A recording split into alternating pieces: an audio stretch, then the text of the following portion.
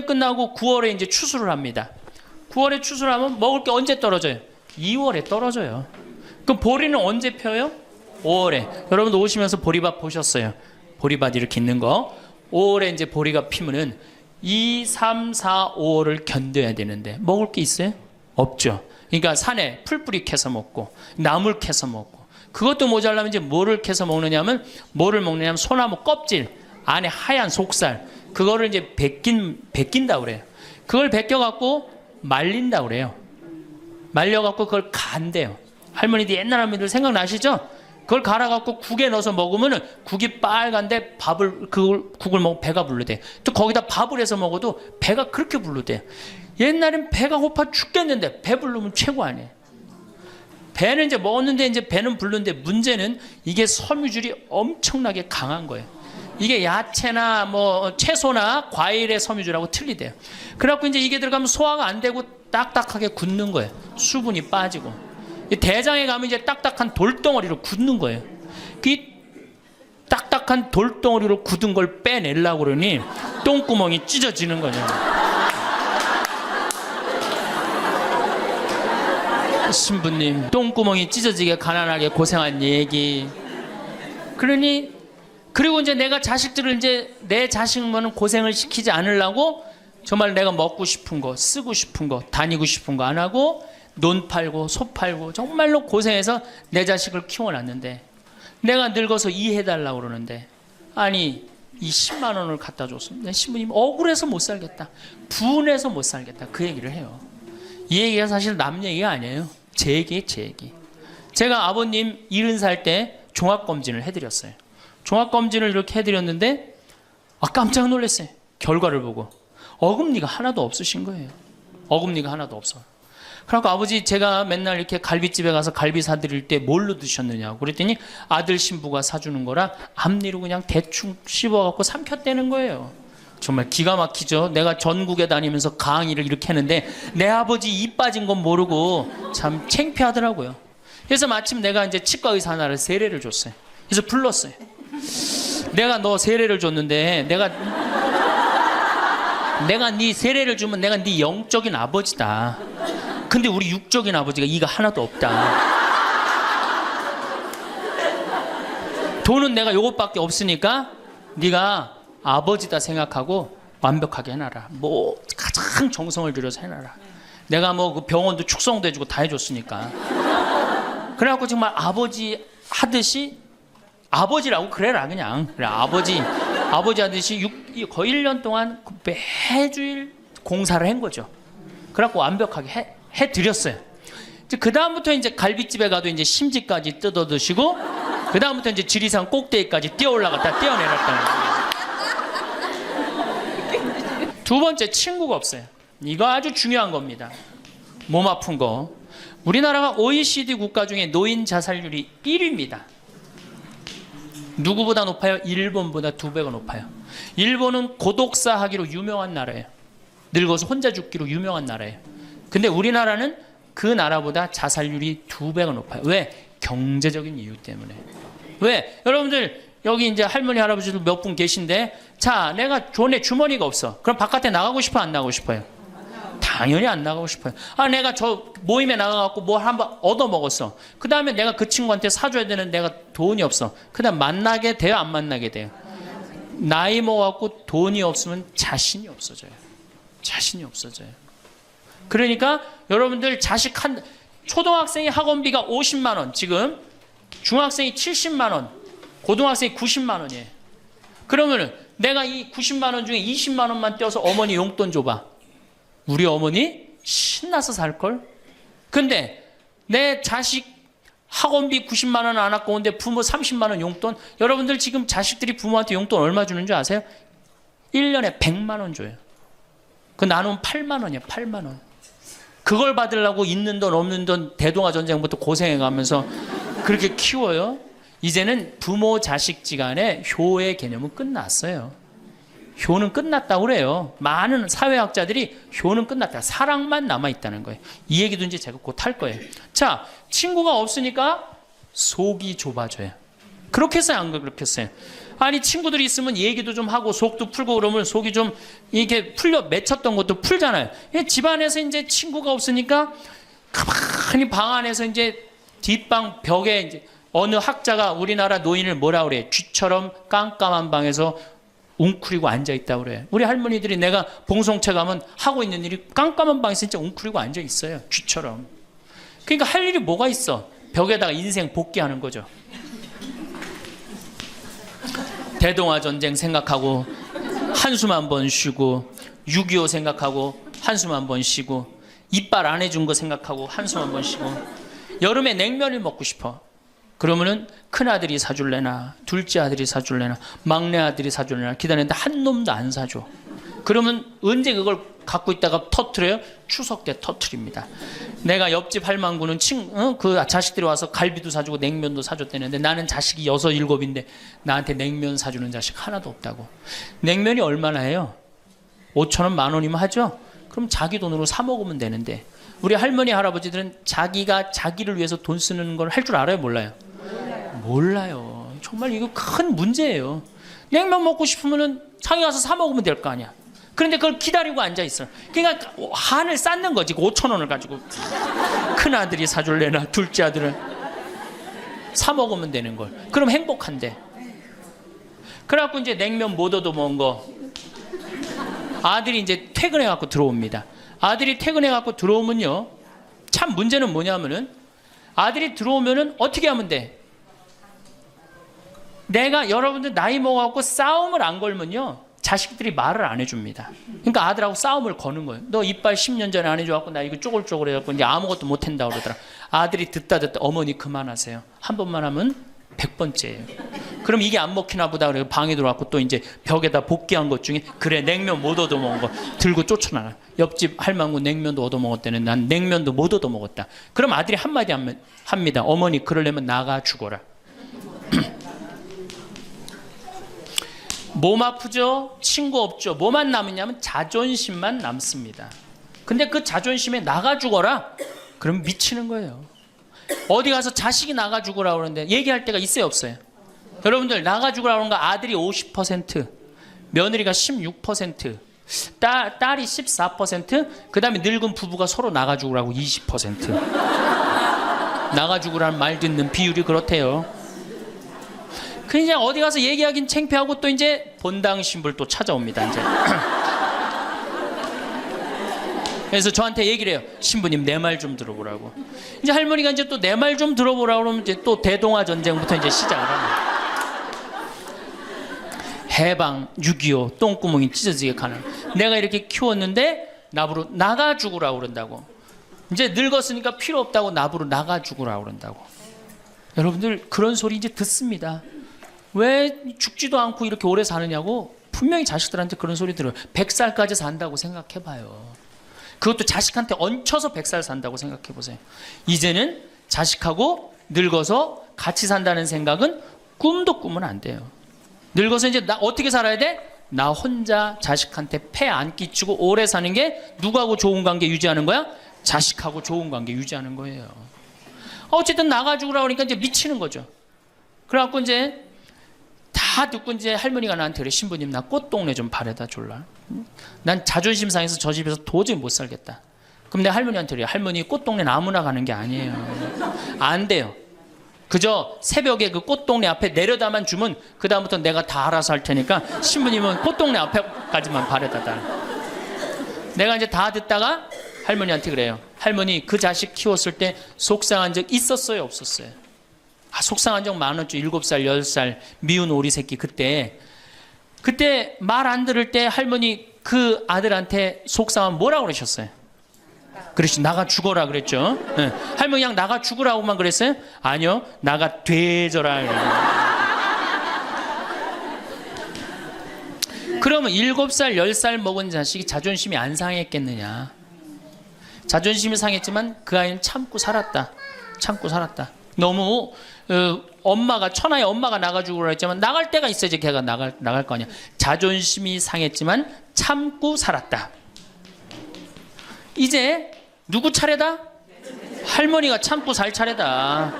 아들도 나가 죽으라 그랬을 때 참고 살았다면 이제는 할머니가 나가 죽으라 할 때 참고 살 차례다. 지금 나가면 누가 할머니를 걷어줄 거냐. 오로지 부모라는 이유 하나로 한 집에 살아주는 것만 해도 고맙게 생각하고 할머니가 할머니의 노년을, 할머니의 남은 생애를 준비하지 못한 할머니 잘못이다. 누구 탓할 거 아무것도 없다. 그럼 무슨 생각을 하는지 가서 참고 살아요. 참고 살아야지 어떻게 할 거야. 이제 안 죽으면서 진짜 문제가 발생합니다. 여기 뒤에 계신 분들 잘 들으세요. 우리나라는 안사람, 바깥사람 제도가 있어요. 그렇죠? 그래갖고 안사람은 안에서 애 놓다 죽었어요. 그렇죠? 애 키우다. 우리나라 지금도 변함없습니다. 안사람은 안에서 애 키우냐고 정신이 없어. 남편 신경 안 씁니다. 바깥사람 바깥에서 돈 벌다 죽었어요. 옛날에는 부부 갈등이 없었어요. 왜? 만날 일이 있어야지. 안사람 안에서 애 놓다 죽고 바깥사람 바깥에 돈 벌다 죽었으니까 만나야지 갈등이 생길 거 아니야. 서양은 20대만 나왔고 안 맞으면 30대 바꾸고, 30대만 나왔고 안 맞으면 40대 바꾸고, 40대만 나왔고 안 맞으면 50대 바꾼 부부가 애인같이 살아요. 근데 우리는 한 번도 맞춰본 적이 없어. 위해준 적도 없고. 제가 재작년에 그 스톡홀름을 여행을 갔었는데 비행기 시간이 오래 좀 하루를 거의 기다렸어야 돼요. 그래서 이제 저녁 비행기를 타려고 저녁 한 5시쯤에 라운지에서 이제 음식을 시켜서 먹고 있는데 내 앞에 60쯤 된 초로의 할아버지하고 초로의 할머니가 서로 끌어안고 뽀뽀를 하는데요. 이 남자가 이 이마 눈에다 뽀뽀 한번 하고 I love you 하니 하고 입에다 뽀뽀하고 I love you 하니 하고 목에다 뽀뽀 1시간 이렇게 쪽쪽 빨아요. 걔네들은 그렇게 살고 그렇게 살아야만이 살아요. 근데 우리는 안 사람은 안에서 애 키우다 죽고 바깥 사람은 바깥에서 돈 벌다 죽으니까 서로 사랑을 할 시간이 없어. 근데 상관없었어. 왜? 평균 연령 38세, 46세 때는 아무 문제 없었어요. 그렇죠? 죽으면 끝이니까. 근데 이제 안 죽으면서 문제가 발생을 해요. 직장에서 넌 이제 그만 사회에서 쓸모가 없으니까 집으로 가라. 그래갖고 이 바깥 사람을 고홈 집으로 보낸단 말이야. 그래갖고 이제 안방에 이제 이 바깥 사람이 딱 앉아 있는 거예요. 그래갖고 안방에서 안 사람이 되는 거예요. 집안에 안 사람이 둘이 되는 거예요. 이게 아내가 뭐에 태양이라는 뜻이거든요. 집안의 태양을 아내라고 그러잖아요. 이 집안의 태양이 둘이니 이게 사이가 좋아요. 그리고 우리 남자들이 여자한테 하니 I love you 뽀뽀 쫙쫙 했다면서 그렇게 해요. 여러분들 사랑한다는 얘기 들어요 안 들어요? 이게 우리의 큰 문제예요. 사랑한다는 말도 안 듣고. 이 우리나라 남자들은 부인을 위한 이벤트를 할 줄 몰라요. 그러니까 이게 어떻게 있느냐 하면 가을 젖은 낙엽 땅바닥에 붙어 있듯이 쫙 부인한테 붙어 있으면서 밥 새끼 따박따박 그냥 받아먹고 끝난단 말이야. 설거지를 하기라나 뭘 하기라나. 그러니 미치는 거죠. 그러니까 할머니들이 저한테 진짜 할머니들이 그런 얘기 많이 해요. 아유 정말 30년 40년 동안 밥 해대는 거 지겹다고. 지겹죠. 설거지를 해기래나 뭐 사랑한다고 말을 해기래나 뽀뽀를 해주기래나 그냥 소리나 뻑뻑 지르고 침부림이나 시키고. 근데 이 할아버지가 어떤 할아버지가 갑자기 심장마비로 죽었어요. 그냥 얼마나 할머니가 좋아. 심장마비로 죽었으니. 병원에 가니까 의사가 딱 청진길 대더니 할아버지 돌아가셨다고 심장마비로. 이제 간호사한테 다 처리해갖고 냉도실로 모시라고. 영안실로. 그래갖고 이제 영안실로 이렇게 할머니가 이제 이렇게 할아버지 뒤를 따라가는데 이 할아버지가 가다가 깨어난 거예요. 깨어나갖고 이제 할머니가 뒤 따라온단 말이야. 그러니까 나 좀 살아났으니까 얘기 좀 해달라고 막 그러니까 이 할머니가 못 들은 척.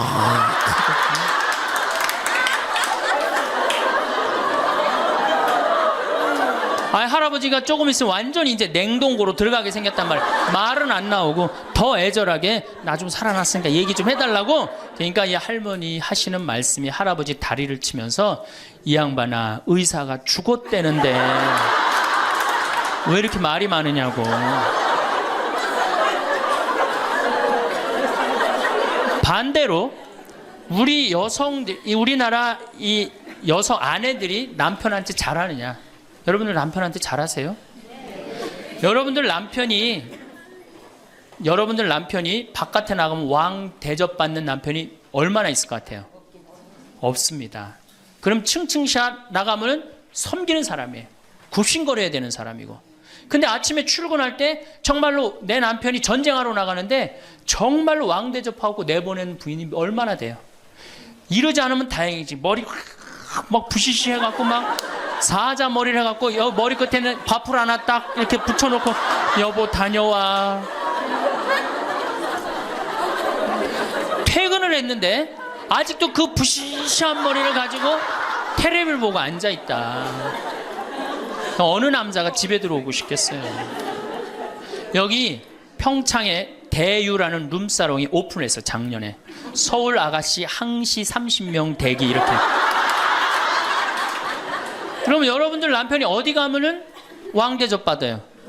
그러니까 여러분들이 남편을 룸사롱으로 내모느냐 집안으로 끌어들이냐 누구한테 달려있는 거야? 여러분들한테 달려있어. 그런데 그래서 일주일에 한 번 남편을 위해서 요리를 하라는 거예요. 부인이. 정말로 지혜로운 부인은 요리를 한 번씩 하라는 거예요. 그래서 낙지볶음도 하고 요새 그 텔레비에 보면 이렇게 홍어 이렇게 삭힌 것도 많이 홈쇼핑으로 보내주잖아요. 딱 해갖고 삼합 딱 해갖고 와인 하나 딱 준비하고 이브닝 드레스도 좀 쫙 입고 이런 이벤트가 있어야지 60년을 같이 살지. 무슨 재미로 60년을 살아요. 이건 뭐 김치찌개 한번 해줬단 말이야. 부인이 저녁에 김치찌개 해줬는데 다음날 아침에 출근할 때 보니까 그거 졸여갖고 이제 또 내놨단 말이야. 저녁에 퇴근할 갖고 왔는데 그걸 볶아갖고 또 내놨어.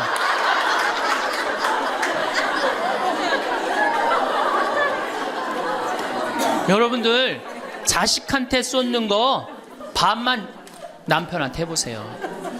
여러분들 아마 얻고 살 거예요. 나이 먹어서 유일한 친구가 누굽니까? 남편이고 아내밖에 없어요. 제가 평택에서 본당 신부를 할 때 할머니 한 분이 남편이 평생 바람 피고 노름하고 술 먹고 나가서 딴살림 했어요. 근데 이 할아버지가 늙어갖고 중풍이 걸린 거예요. 중풍이 걸려갖고 반신불수가 되고 집에 들어온 거예요. 그러니 할머니가 믿겠어요? 안 믿겠어요? 밉죠. 나만 보면은 빨리 죽었으면 좋겠다. 매일 입버름처럼 했어요. 그러니까 이 할아버지가 또 말도 못하는 중풍이 이제 와갖고 고해성사를 이제 이렇게 할머니하고 할아버지하고 같이 들어와요. 그래갖고 이제 할머니가 이제 할아버지 잘못한 걸 다 나한테 얘기를 해줘요. 그러면은 할아버지가 그걸 받아들이면 되는데 안 받아들입니다. 할머니를 때리는 거예요. 내가 언제 그랬느냐. 그러니 난 내가 봐도 야, 저 할아버지 양심도 없구나. 그냥 젊었을 때 저러더니 늙어서 고해를 대신까지 해주는데 얼마나 고마워.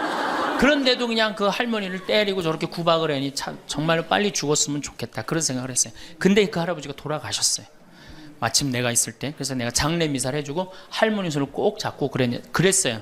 할머니 이제 그동안 고생 많이 했으니까 이제 편안하게 집에 가서 이제 행복하게 쉬시라고 남은 여생. 그래갖고 이제 할머니를 보냈는데 그 밤 11시에 할머니가 전화를 했어요. 신부님 우리 집에 좀 와달라는 거예요. 한참 자는데 왜 그러시냐고 그러니까 그 병상에 누워있던 남편이 없으니까 이 집이 그렇게 무섭고 쓸쓸하고 외롭고 허전하다는 거야. 지금 빨리 와서 기도를 해달라는 거야. 그래서 자다가 또 옷도 갈아입고 이제 내가 가고 그 할머니 이제 안수기도 해주고 이제 손잡고 기도해주고 오면서 늙어서 남편이 죽는다. 그날로 여러분들은 아무것도 아니에요. 완전히 홀로 되는 거예요. 그러니까 정말로 귀하게 지금 자식을 귀하게 해줘야 돼. 남편을 귀하게 해줘야 돼. 그러니까 오늘 당장 집에 가고 학원 끊어요. 학원 끊고 대학 다닌 자식 있으면 당장 휴학시키세요. 자, 맨 마지막으로 이제 돈이 없어. 이게 이제 제일 큰 문제죠. 그렇죠? 돈만 있으면 어때요? 자식하고 관계가 굉장히 좋습니다. 돈만 있으면. 어느 정도로 좋으냐? 작년에 내가 여기 우리 생태마을에 콩을 계약 재배를 했어요. 계약 재배를 했는데 1억 원어치 정도 콩을 샀어요. 그런데 제가 무슨 일이 좀 생겨갖고 돈이 없어졌어요. 있던 돈이. 그 돈이 이제 한 2달이나 3달 후에 나오는데 농민들은 빨리 돈을 달라는 거예요. 이 계약 재배해갖고 왜 안 주냐. 그래갖고 쩔쩔 매는데 꼭 요맘때예요. 우리 어머니가 딱 오시더니 아들이 막 쩔쩔 매고 사람들이 막 농민들이 왔다 갔다 하는 걸 보고 왜 그러시냐고 신부님. 그래서 내가 원래 계약 재배를 했는데 돈이 원래 한 2억이 들어오기로 했는데 그 돈이 안 들어왔고 내가 지금 못 줘서 지금 너무너무 당황스럽다고. 그냥 그 얘기만 저는 했어요. 근데 어머니가 일주일 동안 있기로 하셨는데 그날 그냥 집에 가시더라고요. 우리 누나한테 가자 그랬더니 차로 가셨어요. 그 다음날 어머니가 전화를 하셨어요. 신부님 내가 그 돈 해서 보냈다는 거예요.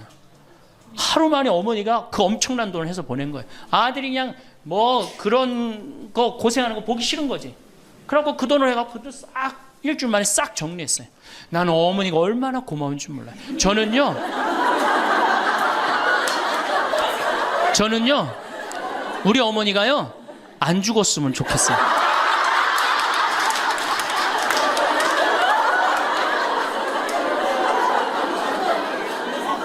얼마나 좋아요. 은행이 이렇게 꿔주겠어요? 은행이 꿔줘요? 그러니까 나이를 먹어갖고 자식한테 줄 수 있는 게 있어야 돼요. 근데 한꺼번에 다 주면 안 돼. 조금씩 조금씩. 그리고 그 자식이 나한테 돌려주는 게 있는 자식한테 줘야지, 줬는데 안 주는 자식은 싹수가 노란 거예요. 그래서 그 자식한테는 주지 말고 내가 줬는데 나한테 준다. 그럼 그 자식한테 계속 잘해주면. 그래서 저는 어머니하고 자식 지간이 기브 앤드 테이크야. 죽을 때까지 기브 앤드 테이크를 해야지 서로 행복한 거예요. 네. 그래서 우리 자식들은 용돈 많이 드립니다. 어머니 아버지한테. 우리 어머니 아버지 이렇게 한 1년에 받는 용돈을 가만히 들어보니까 한 연봉 한 2천만 원 정도 되더라고요. 2천만 원이면 괜찮잖아요. 그럼 그 돈 당신 위해서 씁니까? 또 누구한테 써요? 자식들한테 다. 그러니까 서로 좋은 거예요. 기브 앤드 테이크. 이제 굉장히 지혜로워야 돼요. 노년을 행복하게 맞으라. 근데 돈이 없어. 그러면 이때부터는 천덕꾸러기 되는 거예요. 내가 프랑스 파리 쌍젤리제 거리를 가보니까 루이비통 구찌 있는 거리예요. 그렇죠?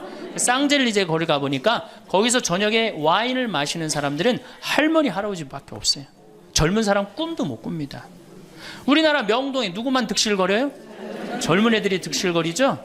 이거 문제예요. 걔네들이 뭘 했어요? 돈을 벌었어요. 사회를 위해서 일을 했어요. 6.25를 겪었어요. 우리나라 경제 발전을 이뤘어요. 아무것도 한 거 없는 애들이 무의미하게 돈을 쓰는 거예요. 그러니까 사회가 불안정한 거예요. 이태리 로마의 라보나 광장이라고 있어요. 라보나 광장에 가보면요, 거기도 저녁에 할머니 할아버지 팔짱 다 7, 8분이 팔짱 끼고 숄 딱 거치고 와요. 그리고 와인 마셔. 젊은 애들은 꿈도 못 꿔요. 제가 오스트리아 비엔나에 비올라 공부하는 아이, 너 내가 맛있는 거 사줄게. 제일 좋은 데 가자. 그랬더니 시청 근처가 제일 식당이 좋대. 17명이 밥을 먹는데 15명이 할머니 할아버지예요.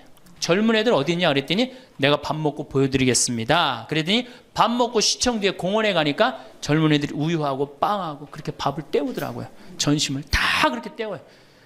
젊은 애들 왜 식당, 여기 젊은 애들이 식당에서 밥 꿈도 못 꿉니다. 스포츠카 할머니 할아버지들이 타고 다니지 젊은 애들 못 타고 다닙니다. 근데 우리나라는 명동에 가면 할머니 할아버지 없는데 어디 가면 할머니 할아버지 볼 수 있어요? 그렇죠. 탑골공원에 가면 거기서 배식 받아서 밥 먹고 있는 거. 이게 세상이 거꾸로 돌아가는 거예요. 나무는 뿌리가 튼튼해야지 나무도 튼튼합니다. 그렇죠? 나무가 튼튼해야지 열매도 튼튼한 거예요. 우리 사회도 할머니 할아버지들이 행복해야지 누가 행복할 수 있어? 내가 행복할 수 있어. 내가 행복해야지 누가 튼실해? 열매가 튼실한 열매가 나오는 거예요. 근데 지금 우리나라 사회는 뿌리가 썩어가고 있어요. 뿌리도 썩어가고 나무도 썩어가고. 당연히 모두 썩어가요? 열매도 썩어가는 거예요. 지금 썩어가고 있어요. 자, 우리나라가 178개 국가 중에 행복지수가 102등이에요. 102등. 왜 102등이겠어요? 태어나면서부터 글자 공부하기 시작해. 유치원 특목 유치원 다녀. 영어 배워. 중국어 배워. 일본어 배워. 초등학교 가서 이 학원 저 학원 시달려. 공부 못하면 완전히 나쁜 놈이야. 이 세상에서 정말 부모한테 불효자야. 중고등학교 그래서 자괴감 느껴. 대학교 가서 또 취직해야 돼. 그냥 죽어라고 입사시험 보는데 실업자가 100만 명 20대가 넘어. 대학을 졸업해도 취직도 못해. 그리고 어떻게 해서 결혼을 했는데 부모 돈 얼마를 뺏어요? 우리나라가 결혼 자금이 1억 7천만 원 들어가요. 미국이 2,700만 원이에요. 그러니까 누구 돈 다 되는 거예요? 부모가 있는 돈 없는 돈 다 해주는 거. 미국은 안 해줍니다. 일본도 안 해줍니다. 일본의 부모가 어떤 부모가 훌륭한 부모예요? 결혼식 때 10만엔 부조하는 부모 훌륭해요. 100만 원 부조하는 부모가 훌륭한. 그 더 이상 안 해줘요. 근데 우리는 있는 거 없는 거 다 해줘. 그렇죠? 있는 거 없는 거 다 해줘. 근데 자식이 죽으면 딱 좋은데 죽지도 않고 그걸 받은 은혜를 알아 몰라요. 받은 놈들은 끝까지 모릅니다. 이 열매 벌써 썩었어요.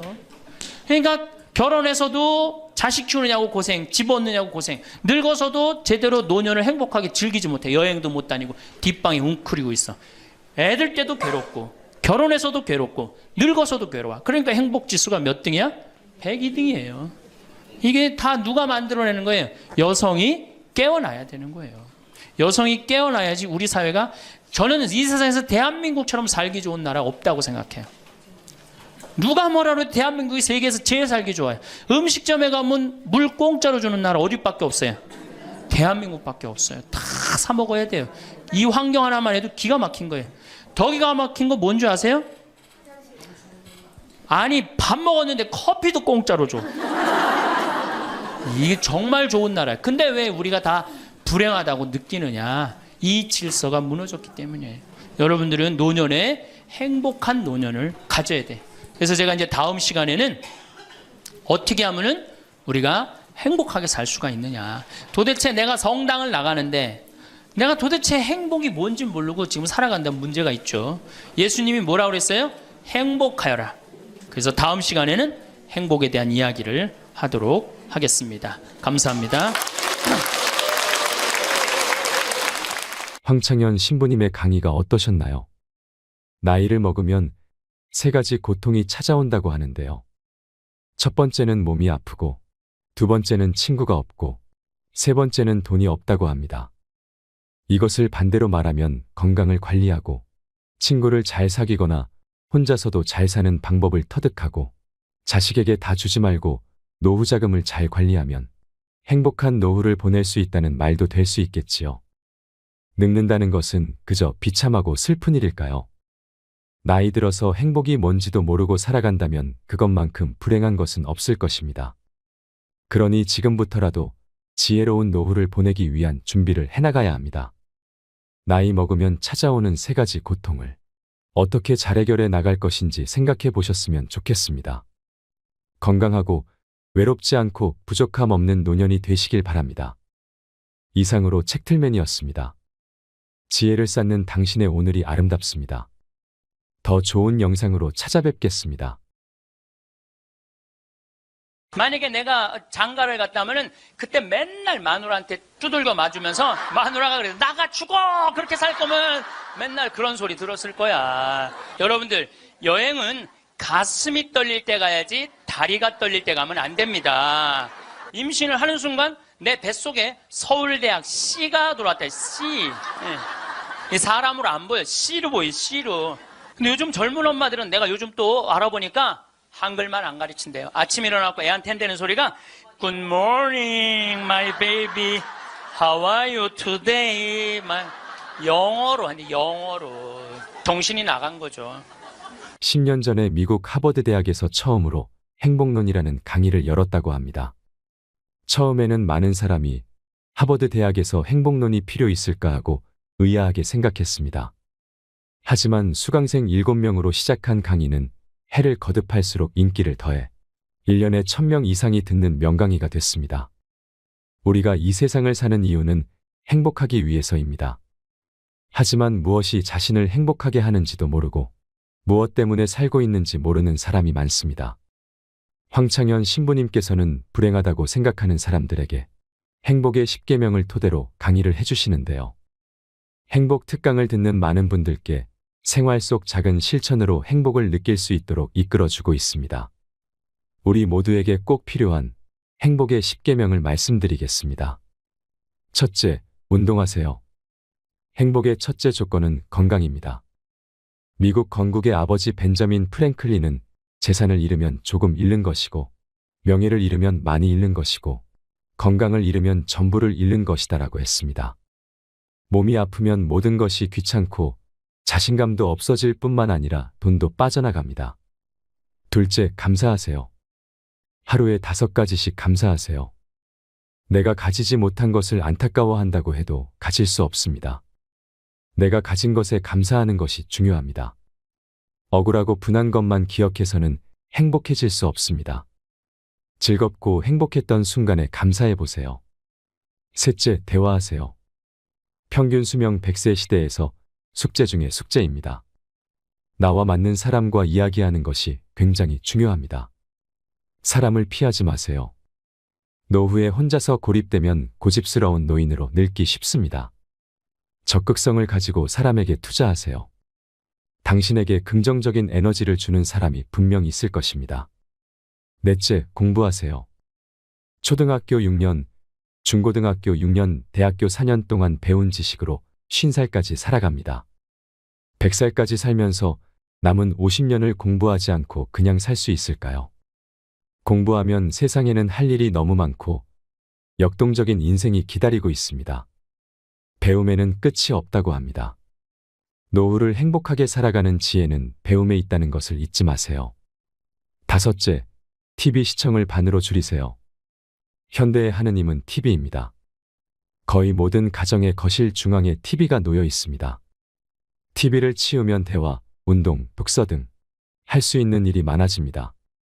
하루 종일 집안에서 TV만 보며 시간을 흘러보내기에는 너무 인생이 아깝습니다. 여섯째, 내가 기댈 수 있는 곳이 필요합니다.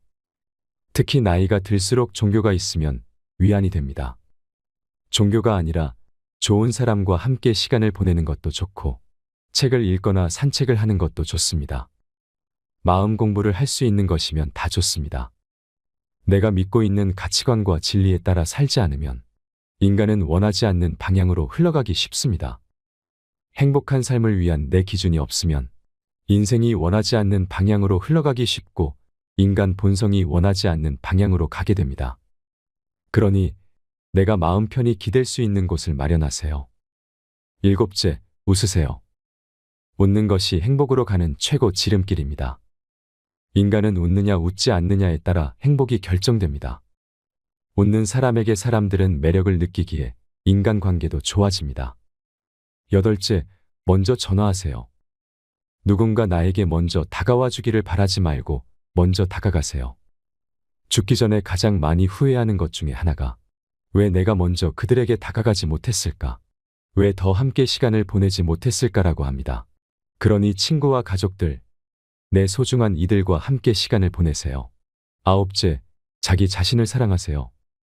자기 자신을 사랑하지 않는 사람은 누구도 사랑할 수 없습니다. 자기 자신을 위해 시간과 돈을 쓰세요. 열째, 이웃에게 친절히 하세요.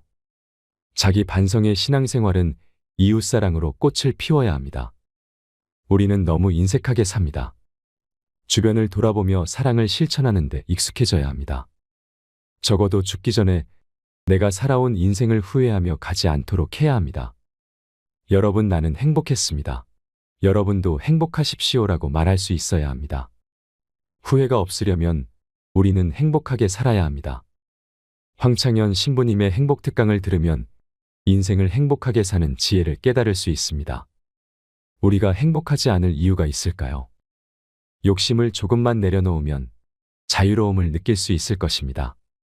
황창현 신부님의 행복특강을 통해 인생을 살아가는 지혜를 찾는 시간이 되시길 바랍니다. 영상이 마음에 드신다면 구독과 좋아요, 알림 설정 부탁드립니다. 반갑습니다.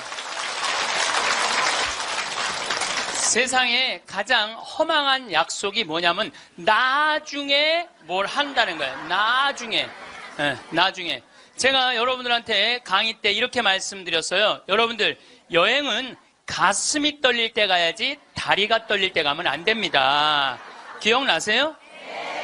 그런데 대개 한 50에서 60 되신 분들이 이때 여행을 가고 싶어. 말대로 여행을 가고 싶은데 지금 애도 교육도 시켜야 되고 결혼도 시켜야 돼. 그러니까 신부님, 나중에 간다고.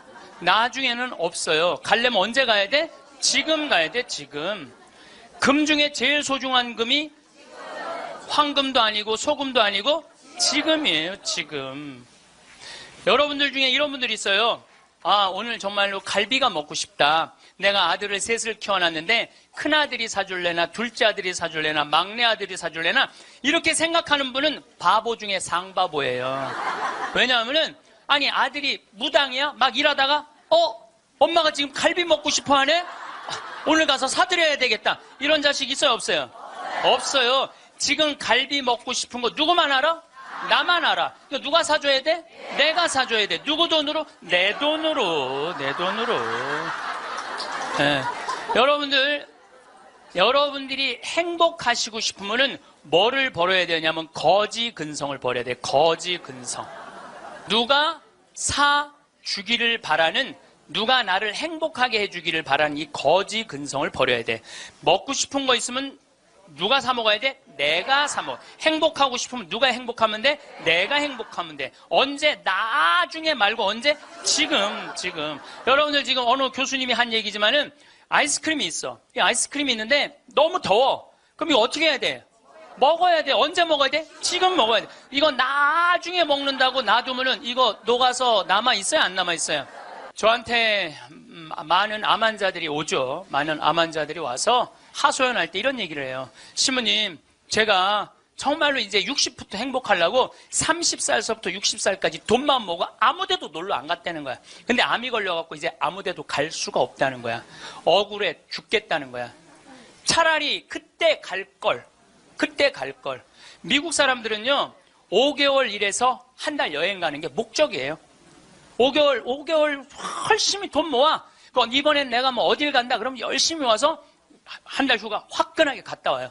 또 한 5개월 열심히 모아. 또 한 달 화끈하게 왔다가. 그 사람들 한 30년 동안 살면서 거의 60번 정도의 휴가를 멋있게 갔다 오는 거예요. 근데 우리나라는 30살부터 60살까지 나중에 가려고 한 번도 안 가.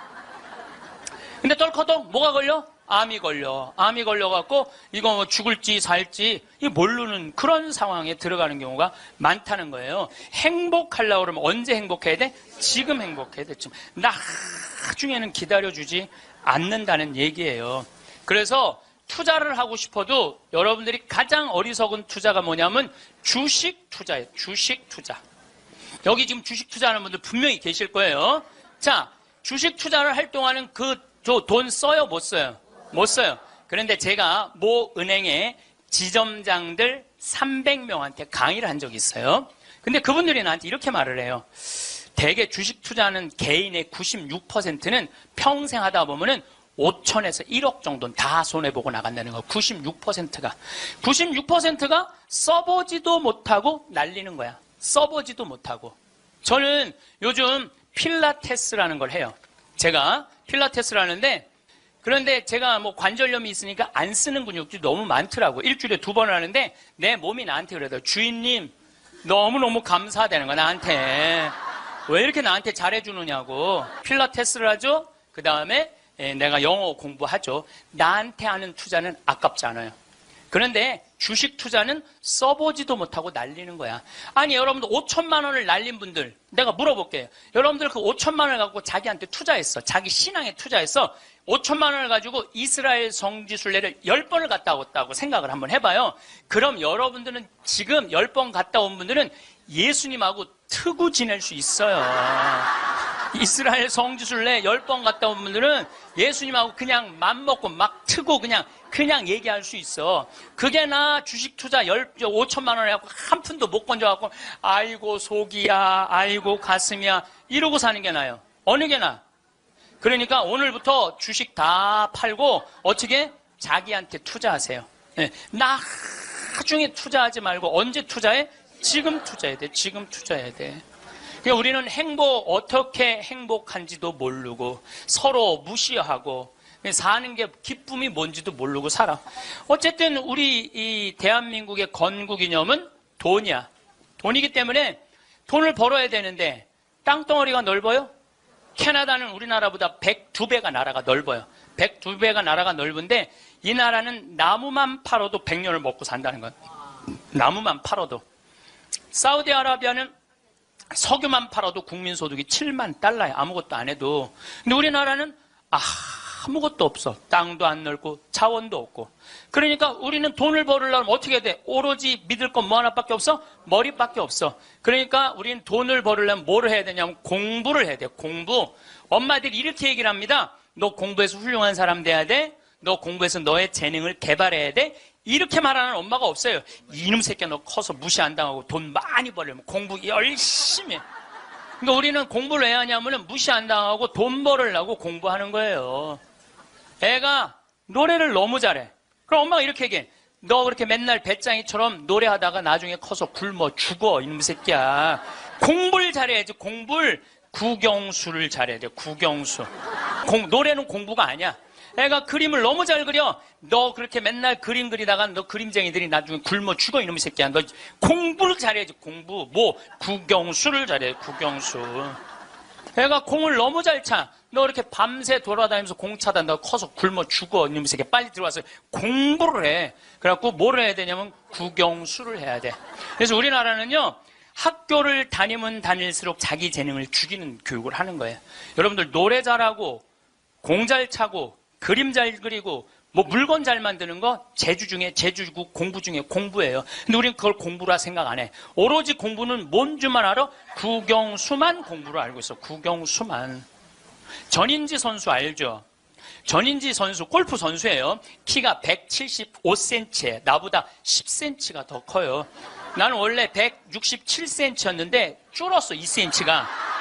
줄었어. 나보다 어쨌든 10cm가 더 커요. 지금 현실적으로는. 그런데 이 전인지 선수가 US 오픈, 일본 오픈, 한국 오픈, 또 한국에서는 5승을 했어요. 그래갖고 21살짜리가 벌은 돈이 20억이 넘어요. 한 해만. 근데 전인지 선수는 초등학교 5학년 때 우리나라 12,000명 수학 경시대에서 모여갖고 똑똑한 애들 모여갖고 수학 경시대 중에 1등한 애, 대상 받은 애, IQ가 무려 138이에요. 이지 선수를 공부를 가르치고 싶지 않았어요. 골프를 가르치고 싶었어요. 그래갖고 오전 수업 끝나고 골프 연습장 보냈어요. 오전 수업 끝나고 골프 연습장 보냈어요. 교감 선생님이 난리가 났어요. 아니 이 천재를 왜 수학연재를 운동을 시키느냐, 수학을 가르쳐야지. 그랬더니 조퇴를 계속 해주는 거야. 수업을 안 해주고 오전 수업하고 골프 연습장 가면 조퇴, 오전 수업 끝나고 골프 연습장 가면 조퇴, 수업을 안 쳐줬어요. 그러니까 이 아버지가 참 대단한 아버지야. 내가 보기엔 충청도 서산에 있는 초등학교 자기 딸을 제주도 광양초등학교로 전학을 시켜버려요. 골프 가르치고 싶다고. 그래갖고 전인지 선수는 이렇게 훌륭한 선수가 됐어요. 여러분들, 전인지 선수가 지금 수학 영재로 매일 학원에 막 새벽 1시, 2시까지 공부하고, 그리고 특목고 고등학교 들어가고 서울대 합격했다고 칩시다. 매일 공부한 전인지 선수가 어떨까 했대. 안경 이렇게 두꺼운 거 끼고, 분명히 그랬을 거예요. 안경 두꺼운 거 끼고, 허리는 약간 꾸부정해갖고, 머리도 이상하게 해갖고, 이러고. 전인지 선수가 또 얼마나 예뻐요. 근데 그 미모도 다 없을 거야. 그냥 이러고 지금 서울대학 새벽 2, 3시까지 수학 문제 푸느냐고 그러고 앉아 있을 거예요. 그게 나요? 파란 잔디밭에서 드라이브 쫙 치면은 뒤에서 이 관중들이 굿샷 하고 한번 US 오픈에 9억 딱 버는 게 어느 게 나요? 4일 동안 9억 버는 게. 이제는요. 공부 잘한다고 행복한 시대는 끝났어요. 자기 재능을 잘 키우는 사람이 행복한 시대가 온 거예요. 꼭 1등 한다고 행복해? 1등 한다고? 나는 고등학교 다닐 때 전교 610명 중에 597등 한 사람이야. 597등. 내 뒤에 딱 13명 있었어. 13명. 고등학교 1학년 때 정말 내 성적이에요. 그런데 작년이 내가 고등학교 졸업한 지 30년 되는 해. 작년이. 30년이 되면은 홈커밍 데이 행사를 한대요. 홈커밍 데이 행사라는 건 뭐냐면은 30년 만에 고등학교 졸업한 친구들끼리 다 모여, 호텔에서. 그래갖고 선생님 모셔다가 절도 하고, 그 다음에 누가 출세했는지, 누가 돈 많이 벌었는지, 누가 잘 사는지 못 사는지 확인하는 행사래요. 그게 나는 작년에 처음 들었어. 그런 게 있는 줄. 왜냐하면 난 고등학교 졸업하고 동창 모임을 단 한 번도 나간 적이 없어요. 왜냐하면 길이 다른데. 기숙사 생활 7년 하고 신학교 10년 하고 신부됐는데 그 친구들을 만날 일이 하나도 없었어요. 근데 내가 졸업한 고등학교는 지금 현역 국회의원이 3명 있어요. 당 대표도 하나 있어요. 우리 학교 졸업생 중에. 현역 국회의원이 3명이나 있어요. 그래서 우리 시의 시장님도 우리 학교 5년 선배야. 나하고도 아주 친해. 그러니까 명문이죠, 명문. 근데 이제 음악회도 하고 그 호텔에 모여갖고 하는데 초청 강의 시간이 있대요. 근데 동창들이 모여서 회의를 했대. 우리 학교 졸업생 중에 가장 훌륭하게 된 사람이 누구냐? 그 사람을 데려다가 강의를 듣자. 근데 나래, 나 597등. 아니 1등을 데려다가 듣지 왜 597등을 데려다 들어. 그거는 우리 학교 출신 중에는 정부에서는 현재 차관까지 올라가 있는 친구가 있대요. 차관까지. 꽤 명문 학교죠. 훌륭하게 된 사람은 나보다 훨씬 많아요. 근데 우리 친구들이 훌륭하게 된 사람을 초청한 게 아니에요. 자기가 하고 싶은 것 사는 사람을 초청한 거. 왜냐하면 난 중고등학교 때 가장 하고 싶었던 게 신부님이에요. 너무너무 신부님이 되고 싶었어요. 그래서 597등 가지고는 신학교 원서도 못 내는 거. 원서도 어디다가 원서를 내. 그래서 오로지 신학교 가고 싶은 그 욕구에 공부 열심히 했어요. 그래서 고등학교 2학년 때는 전교 25등까지 올라왔어요. 전교 25등. 이것도 진짜고 이것도 진짜예요. 네. 근데 내가 나온 고등학교는 그때만 해도 서울대 연고들 1년에 100명씩 갔어요. 1년에 100명씩. 그렇게 성적이 좋았는데도 나는 서울대 연고대 관심도 없었어요. 오로지 어디만 관심이 있으면 신학교. 내 최고의 목표는 신학교예요. 신학교 합격을 했는데 온 세상을 다 얻은 것 같았어. 온 세상을. 그리고 신학교 7년 동안 정말 행복하게 지냈어요. 아니 먹여주지, 재워주지, 얼마나. 그리고 신경 하나도 안 쓰게 여자도 못 만나게 하지. 얼마나 좋아. 얼마나 행복해요. 그 서품을 받았는데 보좌신부 3년을 했는데 16,000명 본당, 14,000명 본당, 5,000명 본당 보좌신부를 했어요. 근데 우리 천주교 교우들 보좌신부 바라보는 눈이 어떠냐면 하트야, 하트. 얼마나 보좌신부를 사랑해요. 그 28, 29, 30살에 그렇게 사랑받을 수 있는 젊은이가 얼마나 됐어요. 만약에 내가 장가를 갔다 하면은 그때 맨날 마누라한테 두들겨 맞으면서 마누라가 그래서 나가 죽어! 그렇게 살 거면 맨날 그런 소리 들었을 거야. 그런데 사제가 되니까 그렇게 사랑을 받고 본당부 신부 10년 동안은 교우들이 나를 떠받들고 업고 다녔어요. 정말 나는 평택 비전동, 경기도 광주 오표 능평성당 두 본당의 교우들한테 정말 감사해요. 부족한 것이 참 많은 신부임에도 불구하고 정말로 전 세계에서 대한민국 교우들처럼 신부들한테 잘하는 교우가 어디 있어요. 10년도 행복하게 지냈죠. 그리고 이제 강원도 평창에 가서 산 지 12년이 되는데 정말 요즘 같은 경우는요, 아침에 마당에 딱 쓰면 물 한 개 펴요. 밤낮 기온차가 있을 때 물 한 개가, 여러분들 물 한 개 피는 거 어떤 거 모르죠? 쫙 피어올라요, 그냥. 눈에 보여요. 그리고 단풍이 쫙 있지, 마당에, 생태마을 마당에 딱 앉아서 강을 내려다보면 근심 걱정이 하나도, 걱정할 게 뭐 있어? 마누라가 있어, 자식이 있어, 근심 걱정이 하나도. 얼마나 행복해. 그러니까 친구들이, 동창들이 와서, 나한테 와서 보는 거, 야, 너 정말로 행복해 보인다. 왜냐하면 하고 싶은 일을 하니까. 하고 싶은 일을 하니까 행복한 거예요. 1등이 행복한 게 아니에요, 여러분들. 정말 행복한 거는요, 꼴등도 행복한 나라가 행복한 거예요. 1등이 행복한 나라는 행복한 나라가 아니에요. 평창에 와서 살면요, 갑부예요. 우리 땅 좋은 거 하나에 15만이 한 평에. 그러면 한 300평 사봐야 한 4,500만 원, 5천만 원이에요. 그리고 집 기가 막히게 잘 지면은요, 한 1억 5천이면 정말 이 서울의 어떤 집보다 멋있게 질 수 있어. 그래봤자 2억이야, 2억. 그리고 7억이 현찰로 남으면요, 평창에서 갑부로 살 수 있어요. 근데 우리는요, 1등에만 목을 매기 때문에 내려앉는 걸 할 줄 모르는 거예요. 내려앉는 걸 할 줄 모르는 거예요. 여기 있는 분들도 가만히 있어요. 난 망했어. 그리고 가만히 정신 차려보면 그래도 건질 게 많거든. 그런 거 정리해갖고 평창에 오면 다 되는 건데 여기서 살라고 그러니까 힘든 거예요. 여기서 살라고 그러니까. 그러니까 1등병을 고쳐야 돼요. 1등병을. 자기가 하고 싶은 거 하고 사는 게 제일 좋은 거예요. 우리 집에 조카가 하나 있는데 3년 전에 내가 잠비아를 데리고 갔다가 얘가 말라리아에 걸렸어요. 그래갖고 여러분 1년에 말라리아로 걸려 죽는 숫자가 얼마냐면 300만 명이에요. 300만 명. 예. 근데 처음에는 말라리아인지 모르고 독감인 줄 알고 계속 수원에 있는 병원에 있었어. 근데 보니까 이게 치료가 안 되는 거야. 점점 백혈구 수치가 올라가는 거야. 죽기 직전까지 올라간 거야. 너무너무 놀래갖고 내가 여기 서울 국립의료원에 입원을 시켜놓고 마침 서울대병원에 내가 강의를 나가니까 전화해갖고 최고로 좋은 감염내과 의사 찾아서 우리 조카 좀 내가 조카 하나 잡게 생긴 거 아니에요. 지금 아프리카 데리고 가서 조카 좀 살려. 그리고 내가 그날 내 평생에 그렇게 간절하게 기도한 적이 없어. 하느님, 우리 조카만 살려주면 내가 열심히 살겠습니다. 딴 생각 안 하고 내가 열심히 기도했어요. 조카가 살아났어요. 기적같이 살아났어요. 정말 죽으려고 그러는 애가 살아났어요. 근데 얘가 그 말라리아 걸리기 전에는 화학과를 다녔어요. 근데 별로 행복해 보이지 않더라고, 애가. 화학과를 다녔던 애가. 근데 말라리아 치료되고 난 다음에 학교를 때려쳤어요.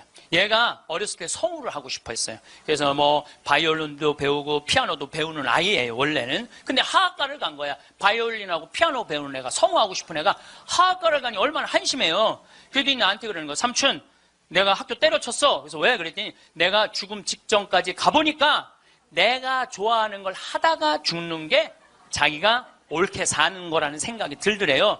그래서 얘가 공부를 해갖고 뮤지컬 학과를 들어갔어요. 뮤지컬 학과를 들어가고 아니 가자마자 장학금을 받고 다니는 거야. 화학과 다닐 땐 장학금 하나도 받지 못했던 애가 자기가 좋아하는 걸 하면은 되는 거예요. 뭐 청음은 만점이래요. 이번 축일 때 얘가 우리 생태마을에 와갖고 저 삼촌 때문에 내가 인생이 바뀌었다 그러면서 노래를 하는데요. 정말로 웬만한 기성 그 뮤지컬 가수보다도 정말 잘한다고 하면 좀 문제가 있겠지만 절대 노래를 기가 막히게 잘하더라고. 얘가 노래를 얼마나 잘하는지 얘가 나하고 목소리가 똑같아.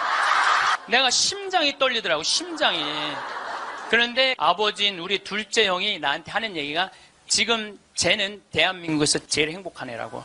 자기가 하고 싶은 걸 하니까. 그래서 내가 그 아이를 볼 때마다 너무 기특해갖고 이번 주 토요일 날도 노트라담 드 파리라는 뮤지컬을 내가 끊어줬어요. 최고 좋은 좌석에 너 가서 보라고. 그러니까 애가 자기가 하고 싶은 걸 하니까 박수를 쳐주고 싶은 거야. 여러분들도 정말 자녀들을 사랑한다면 여러분들이 좋아하는 국영수를 가르치지 말고 자녀가 좋아하는 걸 찾아줘야 돼요. 그래서 우리는 1등을 해갖고 어딜 들어가야 돼? 서울대학을 들어가야 돼. 이게 행복 공식이야. 돈을 벌으려면은 공부를 잘해야 되고 공부를 잘해서 1등을 하고 1등을 해갖고 서울대학을 들어가야 돼. 근데 여러분들 우리나라 자살률 최고 높은 학교가 어딘 줄 아세요? 카이스트예요. 카이스트. 공부 잘한다고 행복한 거 아니에요. 하고 싶은 일을 하는 게 행복한 거예요. 서울대학을 들어가야지 행복하고 인생에 성공했다는 이 대한민국 사람들의 머리를 뜯어 고쳐야 된다는 거예요. 그러니까 대한민국 엄마들은 임신을 하면은 내 뱃속에 생명이 들어왔다는 생각 안 한다니까. 임신을 하는 순간 내 뱃속에 서울대학 C가 들어왔다. C. 이 사람으로 안 보여. C로 보여. C로. 근데 요즘 젊은 엄마들은 내가 요즘 또 알아보니까 한글만 안 가르친대요. 아침에 일어나고 애한테 한다는 소리가 Good morning, my baby. How are you today? 영어로 하는데 영어로. 정신이 나간 거죠. 그래갖고 엄마의 태를 10달 만에 열고 나왔어. 세상이 얼마나 멋있어요. 하늘도 예쁘고 단풍도 예쁘고 구름도 예쁘고. 그래갖고 베란다 창문을 통해서 구경 좀 하려고 그랬더니 마음 급한 엄마가 너 지금 그거 볼 시간이 어디 있어. 1살짜리한테 한쪽 창문에 가나다라 마바 차타카타 붙여놓고 반대쪽 창문에는 A, B, C, D 붙여놓고 누워서 모빌이 돌아가는데 기억, 리을, 디귿, 리을이 돌아가는 거야. 자, 저는 이 이야기를 20년째 하고 있어요. 왜냐하면은 내가 가정방문 다녀보면서 제일 꼴배기 싫은 게 애방에 글자, 숫자, 영어 더덕더덕 붙여놓는 거예요. 그게 애를 위한 일이 아니거든요. 애를 정신을 혼란하게 만드는 거예요. 발도르프 교육이라고 있어요. 독일에서 1차 세계대전 끝나고 난 다음에 담배 공장에서 처음으로 한 교육이에요. 근데 이게 가장 인간한테 인권을 존중해주는 교육이래요. 이 발도르프 교육은 유치원 때부터 대학 졸업할 때까지 등수가 없어. 등수가.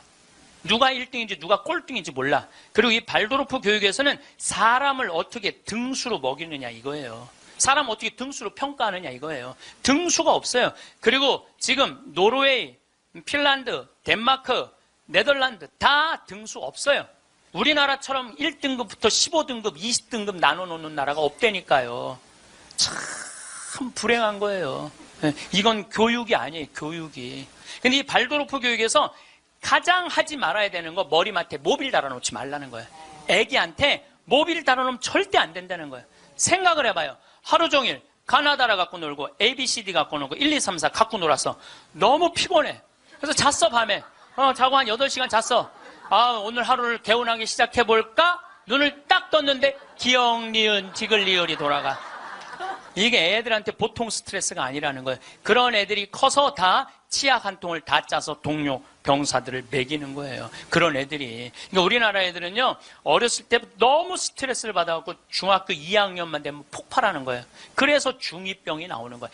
부모가 너무너무 괴롭혀갖고, 작년에 부산에서 한 초등학교가 선생님이 2학년인데 22명이 한 반인데 다음 중간고사 볼 때 만점 받는 애부터 밥 먹인다고. 그래서 국어, 수학을 중간고사에 봤대요. 근데 4명이 22명 중에 4명이 만점을 받았대. 4명한테 그랬대. 니네들 만점 받았으니까 밥 먼저 먹으라고. 그리고 18명한테 니네 시험 못 봤으니까 밥 나중에 먹으라고. 그러고 급식을 성적순으로 한 거죠. 애들한테 갑질 가르치는 거예요. 너 공부 잘하니까 뭐도 먼저 먹어도 돼? 밥도 먼저 먹어. 어렸을 때부터 공부를 잘하면 특권을 누리게 가르치는 거예요. 그래서 갑질이 나오는 거예요. 그래서 어렸을 때 공부 잘하면 밥도 먼저 먹어도 돼. 그러니까 얘네들은 항상 먼저 먹었어. 뭐든지. 그러니까 나중에 무슨 판사, 검사, 국회의원, 장관 돼도 항상 먼저 먹어도 돼. 돈도 먼저 먹어. 뭐든지 먼저 먹어. 남들보다 먼저 먹어, 돈도. 근데 항상 평생을 먼저 먹어갖고 먹었는지 기억도 안 나는 거예요. 이게 우리나라 교육에서 잘못된 거예요. 만약에 선생님이 이렇게 교육했다면 얼마나 좋을까요? 18명한테 니네들 시험 못 봤으니까 먼저 밥 먹고 기운 내서 공부 열심히 해. 그리고 4명한테 니네들 양보하면 쟤네들한테 좋을 것 같아. 이랬다면 이 교실 안이 훨씬 화기애애했을 거예요. 만점 맞는 애 먼저 먹으라고 18명 나중에 먹는 애들 시험도 못 봤는데 밥도 나중에 먹으래. 기분 좋을 것 같아요? 나쁠 것 같아요? 기분 나쁘죠. 학교 다니면서 기분 나쁜 거죠. 근데 얘네들은 또 집에서는 독상을 차지할 수 있어. 집에서만은. 그래갖고 집에서 엄마한테 성적 주고 행복하게 밥을 먼저 먹었어. 집에서는. 근데 문제는 엄마예요. 행복하게 밥 먹는 애 한번 쳐다보고 성적표 한번 쳐다보고 행복하게 밥 먹는 애 한번 쳐다보고 성적표 쳐다보다가 해서는 안 될 말을 해요. 야 이놈의 새끼야, 이 성적 받고 밥이 목구멍으로 넘어가냐. 그럼 얘는 할 수 있는 건 딱 하나밖에 없어요. 탈선밖에 할 수 있는 게 없어요. 탈선. 제가 몇 년 전에 우리나라 최고 좋은 특목고등학교 합격한 여학생이 저를 찾아왔어요. 우울증에 걸려갖고. 얘는 우울증에 걸리니까 머리를 안 깎았어요. 허리까지 머리가 나왔어. 근데 얘는 나하고 1시간 동안 면담하는 동안 단 한순간도 고개를 들지 않았어요. 그러니까 팍 고개를 숙이니까 그 긴 머리가 나는 걔 얼굴을 1시간 동안 못 봤어요. 까만 머리만 봤어. 까만 머리만. 근데 얘가 하는 말이 이런 말이에요. 자기는 초등학교 4학년 때까지 너무 행복했대요. 공부도 잘하고 시골에서. 근데 선생님이 엄마를 부르더니 얘는 여기다 놓기 너무 아까운 애라고. 공부를 너무너무 잘하니까 평촌으로 보내라고, 학원만은. 그래서 평촌으로 엄마가 전학을 보냈대요. 근데 여러분들 이거 생각해야 돼요. 아이는 전학을 한번 가면은 엄마 뱃속에서 새로 태어난 것 같이 새로운 환경에 놓인대요. 친구 새로 만나야지, 선생님 새로 만나야지, 가는 길 다르지. 그만큼 힘든 거야, 전학을 한번 가면은. 근데 가자마자 전교 1등을 했대요. 그러니까 바로 왕따를 당했대요. 그냥 사는 게 너무너무 학교 다니는 게 지겨웠대요. 근데 오로지 공부 잘하니까. 근데 거기서 너무너무 공부를 잘하니까 선생님이 엄마를 부르더니 얘는 평촌에 놓기 너무 아깝다고 일산으로 보내라고. 일산으로 갔대요. 중학교 올라가고 일산에서도 공부를 너무 잘한 거야. 그랬더니 선생님이 엄마를 부르더니 얘는 여기다 놓기 너무 아깝다고 강남으로 보내라고. 강남으로 간 거예요. 그래서 우리나라 최고 좋은 특목고등학교 합격을 했어요, 이 아이가. 합격을 했는데 우리는 특목고등학교 3월 달에 들어가는 게 아니고 우리 일반 고등학교는 3월에 가잖아요. 특목고등학교 1월 달에 기숙사에 들어간대요. 그래서 1월, 2월 2달 만에 고등학교 2학년 과정을 다 마친대요. 워낙 똑똑한 애들이니까. 그러니까 걔네들이 다 예일대, 하버드대, 서울대 2학년 때 다 가는 거예요. 3학년 때까지 안 가. 2학년 때 다 가는 거야. 선행학습 하니까. 근데 첫날 공부를 하고 저녁에 양치를 하려고 그러는데 치약을 안 갖고 왔더래. 그래갖고 한 방이 6명이 있었는데 5명한테 치약을 빌려달라고 그랬더니 치약을 빌려주는 애가 한 명도 없더래요.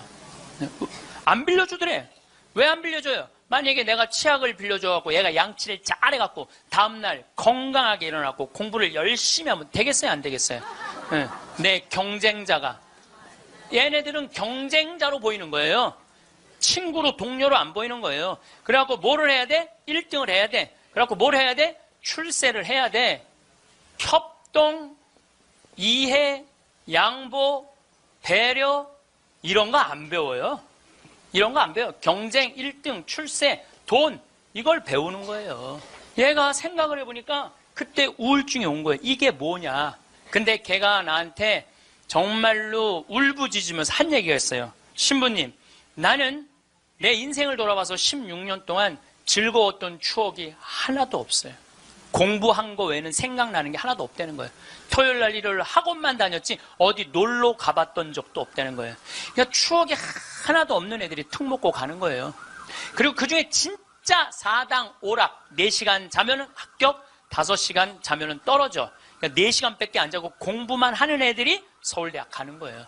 그중에 정말 도서관에서 머리통이 터져라 공부하는 애들이 사법고시, 행정고시 보는 거예요. 그리고 그중에 진짜 똑똑하고 출세 욕구 있는 애들이 국회의원이 돼갖고 지금 대한민국을 통치하고 있는 거예요. 대한민국 모든 사람들이 만들어낸 거예요. 대한민국 국회는 대한민국 교육의 결정체예요. 만약에 대한민국 교육이 협동하고 이해하고 양보하고 배려하는 걸로 가르쳤다면 우리나라 국회의원들 서로 항상 서로 여야가 합의 보고 협동하고 양보하고 그렇게 나갔을 거야. 근데 초등학교 때부터 그렇게 배운 적이 없어. 경쟁하고 1등하고 출세하고 자기 잘난 것만 배웠어. 핀란드 유치원하고 우리나라 유치원하고 자전거를 한 대 갖다 놓고 어린이집 놀이터에 이 자전거를 갖고 정말로 얘네들이 잘 노나 실험을 했어요. 근데 핀란드에는 20명이 있는데 한 명이 막 타고 노는데 다른 애가 아무도 안 건드려. 그래서 얘는 또 타고 놀더니 제자리에 갖다 놔. 다음 애가 또 타고 놀아. 그 다음 애가 또 타고 놀아. 그래갖고 20명이 1시간 내에 다 타고 놀았대요. 그런데 우리나라에는 딱 20명이 그 자전거, 새 자전거를 보더니 20명이 매달려갖고 네가 먼저 타내냐 내가 먼저 타내냐 싸워갖고 1시간 동안 한 명도 못 탔다는 거예요. 자, 여러분들 이게 EBS에서 5년 전에 한 실험이에요. 똑같은 자전거를 놓고 핀란드 애들은 다 타고 놀았는데 똑같은 자전거를 놓고 우리나라 애들은 한 명도 못 탔어요. 우리나라엔 지금 먹을 재산이 너무너무 많아. 나눌 게 너무너무 많아. 그런데 아무도 못 가져. 너도 못 갖고 나도 못 갖고. 하늘에서 붕 떠 있어. 천국은 나누느냐 나누지 않느냐로 결정돼요. 천국과 지옥은. 여러분들 이 하느님이 제가 늘 말씀드리잖아요. 하느님이 째째한 분이 아니에요. 천당, 지옥 다 먹을 거 상다리가 부러지게 차려놔. 너무 많이 차려놓으니까 상이 너무 커. 그러니까 젓가락이 저기까지 먹어야 되니까 우리 팔 2배만 해. 전부 다 젓가락에. 천국에 가보니까 살이 다 통통 쪘어. 왜 쪄? 이걸 찝어갖고 저쪽에 있는 애한테 너도 한번 먹어봐. 너도 한번 먹어봐. 너도 한번 먹어. 서로 먹여주는데 지옥은 자기 팔보다 2배 긴 젓가락을 쥐고 저만 먹으려고. 이 자전거하고 이거하고 똑같은 거예요. 우리나라도 지금 똑같아요. 우리나라 정말 돈이 많은 나라인데 다 여유가 생겼는데 아직도 자기 입에만 집어넣으려고 그러는 거예요.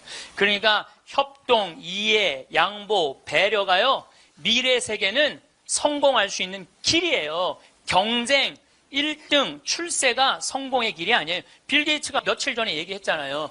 미래 세계는 나누는 나라가 경쟁이 있는 나라라고. 제가 1년에 도로를 9만 킬로를 다녀요. 내 차로 9만 킬로. 택시 기사들이 1년에 얼마를 뛰느냐면 4만 5천 킬로를 뛰어요. 근데 나는 9만 킬로를, 나는 택시를 했어도 택시 기사들보다 2배 돈을 더 벌었을 거야. 9만 킬로를 뛰니까. 그러니까 하루 중에 보통 도로에서 6시간 정도 있어요.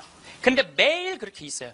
그러니까 도로에서 벌어지는 일은 세상 어느 누구보다도 내가 많이 알아요. 오늘도 영동고속도로로 나왔는데 영동고속도로가 4차선이야. 4차선이면은 1차선은 추월 차선이에요. 추월 차선. 추월하면 들어가 줘야 돼요. 추월하면 들어가 줘야 되고 추월하면 들어가 줘야 돼. 왜냐하면 뒤에 바쁜 차들 가라고. 내가 이탈리아를 가보니까 이탈리아는요 1차선이 보통 130에서 140으로 달려요. 추월하는 차들이니까 쫙쫙. 그리고 만약에 100km로 달리는 차들이 있으면은 막 뒤에서 상향등을 막 켜요. 비키라고. 그러면은 막 달리다가도 뒤에서 막 상향등을 켜잖아요. 내가 지금 천천히 가나 바로 빠져줘요. 내가 그걸 보고 내가 촌놈 유럽 여행기 그 책에도 썼지만은 너무 신기한 거야.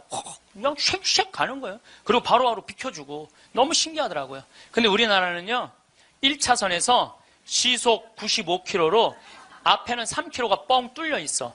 그래도 단 한 번도 차선 안 바꿔요. 자기 때문에 뒤에 1km가 꽉 막혀 있는데도 한 번도 차선 안 바꿔요. 오로지 1차선으로만 가. 왜 그런 줄 알아? 우리는 1등에 한이 맺혀갖고 도로도 1차선으로 1등에 한이 맺혀 도로도 1차선으로 가야 돼요. 우리는. 예. 4차선으로 가면은 내가 꼴등하는 기분이 들어요. 4차선. 그래서 여러분들 한번 보세요.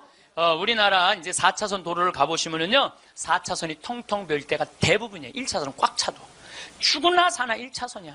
그러니까 너무 열받으니까 쫓아가갖고 이 야구 방망이로 앞에 앞유리를 깨고 3단봉으로 내리치고 비비총으로 쏘고 서로 양보를 못하는 거예요. 자존심이 상하는 거예요.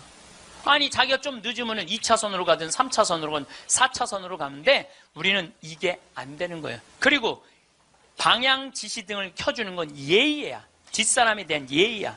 그런데 10대 중에 방향 지시등을 켜주는 차들은 3대 내지 4대밖에 안 돼요. 그냥 들어가고 싶으면 들어가고 나가고 싶으면 나가고 자기 하고 싶은 대로 하는 거예요. 서로에 대한 예의가 안 갖춰져 있으니까 매일매일 폭력적인 일이 벌어지는 거예요. 가장 기본적인 걸 안 가르치는 거죠. 가장. 근데 지난번에는 뭐 서울에서 강의가 있어갖고 나오는데 2000쯤 나왔는데 뒤에 앰뷸런스가 내가 봐도 무지하게 급한 것 같아. 달려오는 게 막 상향등에 비상 깜빡이에 뭐 삐우삐우에 정신이 하나도 없는 거예요. 그런데 내가 딱 자리를 비켜줬는데 앞에 10대 중에 내가 쉬어봤어요. 몇 대가 비키나? 딱 3대 비키는 거야. 나머지 7대는 그냥 가는 거야. 그러니까 너무너무 급하니까 지가 막 2차선, 3차선을 막 가더라고요. 그 앰뷸런스가. 그만큼 남에 대한 배려가 없는 거예요. 미국이나 캐나다는요, 앰뷸런스나 경찰차가 소방관차가 딱 하잖아요. 모든 차는 양쪽 쫙 갈라져요. 그리고 아예 서버려. 그 차 가라고. 그게 기본적인 배려예요, 배려. 근데 우리는 왜 안 비키냐 그랬더니 그런 심리가 있대요. 저 안에 아무도 없을 거야. 지가 바빠서 저거 키고 가는 걸 거야. 이런 심리가 있대요. 얼마나 우리가 지금 기본이 안 돼 있는 게 지금 우리의 문화 안에 있는지 몰라요. 지난 1월 달에 제가 괌에 강의를 갔어요. 괌에 강의를 갔는데 저녁에 나하고 같이 간 신부님이 시내 구경 나가자고 해서 나갔어요. 근데 건널목을 건널라고 그랬는데 2걸음을 걷는데 빨간불이 딱 켜졌어. 어떻게 뒤로 딱 물러났죠. 뒤로 물러났더니 그 앞에 있는 차가 나보고 웃으면서 가라는 거예요. 네가 가던 길이니까 가라는 거야. 뒷차들이 쫙 서 있는데 나는 빨간불이고 자기는 파란불인데 나보고 가라는 거야. 항상 선진국에 가보면은요, 누가 우선이냐면 사람이 우선이에요. 사람이 건너겠다면 차는 자기가 파란불이라도 서요. 그리고 신호 없는 데는 당연히 자기가 알아서 서요. 또 내가 또 보고 배운 게 많으니까 난 기사가 있으니까 보통 70 먹은 아줌마가 길을 건너려고 그러면 뒤로 돌아다 보잖아. 2차선에서 2개 차선 여기만 이면도로 주택가에. 그럼 내가 그래요. 저분 길 건너려고 그런다. 서라. 1년 동안 그냥 가는 거예요. 핸대는 소리가 차 조심해야지 왜 내가 조심하느냐고. 그러니까 사람이 차 조심을 해야 돼. 차가 사람을 조심해야 되는데 우리는 사람이 차를 조심해야 돼. 하도 내가 잔소리하니까 요즘은 서요. 딱 우리 서갖고 웃으면서 가라고. 그럼 70 먹은 아줌마가 느닷없이 우리가 쓰잖아요. 웃으면서 가라고 그러잖아요. 그럼 70 먹은 아줌마가 우리 차를 보고 표정이 이런 표정이야. 진짜 가도 돼? 이런 표정이야. 진짜 가도 돼? 이런 표정. 그래서 우리가 웃으면서 진짜 가도 돼요? 예. 그럼 그때서 웃으면서 건너가요. 그러니까 자기를 위해서 차가 서준다는 건 상상을 못하는 거죠. 자기를 위해서 차가 서준다는 거는. 제가 지난번에 원주 국토관리청에서 강의가 있었어요. 가깝잖아요. 내가 운전하고 나갔어요. 운전하고 나갔는데 치악체육관에서 강의 끝나고 돌아오는데 치악체육관에서 가는데 도로 한가운데 젊은이가 라켓 2개를 뒤에다가 메고 가운데 갇힌 거야. 걔네들이 갇혀있는데 차들이 싱싱 달리더라고. 건널목 한가운데 갇혀있는데. 그래서 내가 차를 딱 세웠어요. 내가 쓰니까 뒷차들도 다 섰죠. 한 개 차선이니까 다 서갖고 내가 쓰면서 웃으면서 건너가라고. 그랬더니 젊은이 둘이서 날 보고 하는 표정이 진짜 가도 돼? 이런 표정이. 진짜 가도 돼? 그래서 내가 진짜 가도 돼. 그랬더니 얘네들이 이 산더미만한 애들이 딱 건너가다가 갑자기 내 차로 몸을 돌리더니 90도 인사를 하고 가는 거예요. 걔네들 기분 좋게 건너가고 나 기분 좋은데 걸리는 시간이 3초밖에 안 걸렸어요. 3초. 근데 우리는 그 3초를 내놓지 못하는 거예요. 사람을 무시하는 거죠. 사람을 존중해 주는 게 아니라 사람을 무시하는 거예요. 제가 영어학원 다닌다고 이제 영어학원을 다니는데 이제 지하에다 주차를 해놓고 이제 올라와요. 주차 1층에서 이제 내려야 돼요, 저는. 근데 이제 3층, 4층에 중학교 애들 영어 이제 학원이 있어요. 그 딱 내리면은 1층에서 내리려면 애들이 한 20명 서 있어, 바깥에. 엘리베이터 안에 사람이 꽉 차 있어. 근데 내리는데도 걔네들 밀고 들어와요. 학원은 다녀서 뭐해? 가장 기본적인 게 아무리 국영수를 잘하면 뭐해? 가장 기본적인 질서를 안 지키는데 지금 여러분들 자녀들한테 백날 공부 가르쳐 봐요. 남을 양보하고 배려하고 남에 대한 어떤 협동이라든지 이런 게 안 가르쳐주면 안 지켜지면 공부해나 마나예요. 지금 대한민국은요 밑빠진 독에 물 붓고 앉아 있는 거예요. 이건 교육이 아니에요. 진정한 교육은 뭐냐면 사람을 존중해 주는 거예요. 자유를 존중해 주는 거예요. 선택권을 주는 거예요. 국정교과서로서 선택권을 뺏는 게 아니고 그게 교육이고 그게 자유고 그게 민주주의예요. 그게 예수님이 원하는 거예요. 어느 누구도 무시하지 말라는 거. 이게 예수님이 원하는 거예요. 여러분들도 우리 삶 안에서 내가 얼마나 사람을 존중하고 사람을 배려하나 좀 생각을 해봐야 될 것 같아. 근데 이게 하루아침에 생긴 게 아니야. 하루아침에 사람을 무시하는 게 생긴 게 아니라니까. 조선 500년 내내 사람을 무시하는 문화가 배 있어요. 누가 조선이 선비의 나라라고 그래. 선비는 10%밖에 안 됐어요. 90%는 평민이고 노비야. 90%는 온데간데 없고 조선이 선비의 나라라고. 그 10%만 위한 나라야. 부자만을 위한 나라일 수가 있다는 거죠. 조선 500년에 대한 이야기는 다음 시간에 이야기하도록 하겠습니다. 네, 감사합니다. 황창현 신부님의 강의가 어떠셨나요? 세상에서 가장 허망한 약속은 나중에 뭘 하겠다고 마음만 먹는 것이라고 합니다. 여행은 가슴이 떨릴 때 가야지. 다리가 떨릴 때 가면 안 된다는 말은 참 명언 중에 명언인 것 같습니다. 여러분들은 현재 하고 싶은 일을 하면서 내가 원하는 삶을 살고 계신가요? 자녀 교육도 시켜야 하고 결혼도 시켜야 하고 부모님도 챙겨야 하고 돈도 벌어야 돼서 하고 싶은 걸 계속 미루며 살고 계시진 않으신가요? 그동안 여행 한번 못 가보고 재미없게 보내셨다면 끝나지 않을 숙제 같은 인생에서 벗어나 이제는 나를 위한 시간을 보내보세요. 세상에서 제일 소중한 금은 지금이라고 합니다. 황금도 아니고 소금도 아니고 바로 지금이지요. 나중에 해야지. 기회가 되면 해야지. 조금 있다가 해야지. 언젠가는 하겠지. 그런 날이 오겠지라고 생각만 하는 사람은 바보 중에 상바보라고 합니다. 나이가 들면 누가 나를 행복하게 해주기를 바라는 거지근성을 버리라고 합니다. 먹고 싶은 거 있으면 내 돈으로 내가 사 먹고 행복하고 싶으면 내가 행복하면 될 일입니다. 나이 들어서 행복이 뭔지도 모르고 살아간다면 그것만큼 불행한 것은 없을 것입니다. 지혜로운 노후, 행복한 인생을 보내기 위해 어떻게 살아야 할 것인지 생각해 보셨으면 좋겠습니다. 여러분, 오늘부터는 꼭 더 많이 행복하세요. 건강하고 외롭지 않고 부족함 없는 노년이 되시길 바랍니다. 이상으로 책틀맨이었습니다. 지혜를 쌓는 당신의 오늘이 아름답습니다. 더 좋은 영상으로 찾아뵙겠습니다. 우리 인생에는 궁합이 맞는 사람이 있어요. 이거 아주 중요합니다. 나하고 궁합이 맞는 사람이 있어요. 동그란 사람들이 상처를 입는다니까. 동그란 사람이 대림절 맞이하고 예수님 성탄 맞이하고 빠마를 탁 했는데 삐죽한 놈이 와서 한마디 해요. 빠마를 왜 그렇게 했어? 얼굴이 떡판 같잖아. 그러면 동그란 사람은요 가슴에서 피가 떨어져요. 안 그래도 얼굴 둥글럽적해갖고 스트레스 받는데 떡판이라고 그러면 얼마나 상처를 입어요. 그런데도 동그란 사람은 그 삐죽한 사람한테 싫은 소리 못해요. 기껏 hen대는 소리가 그러게 이번에 하다가 보니까 이렇게 나왔네.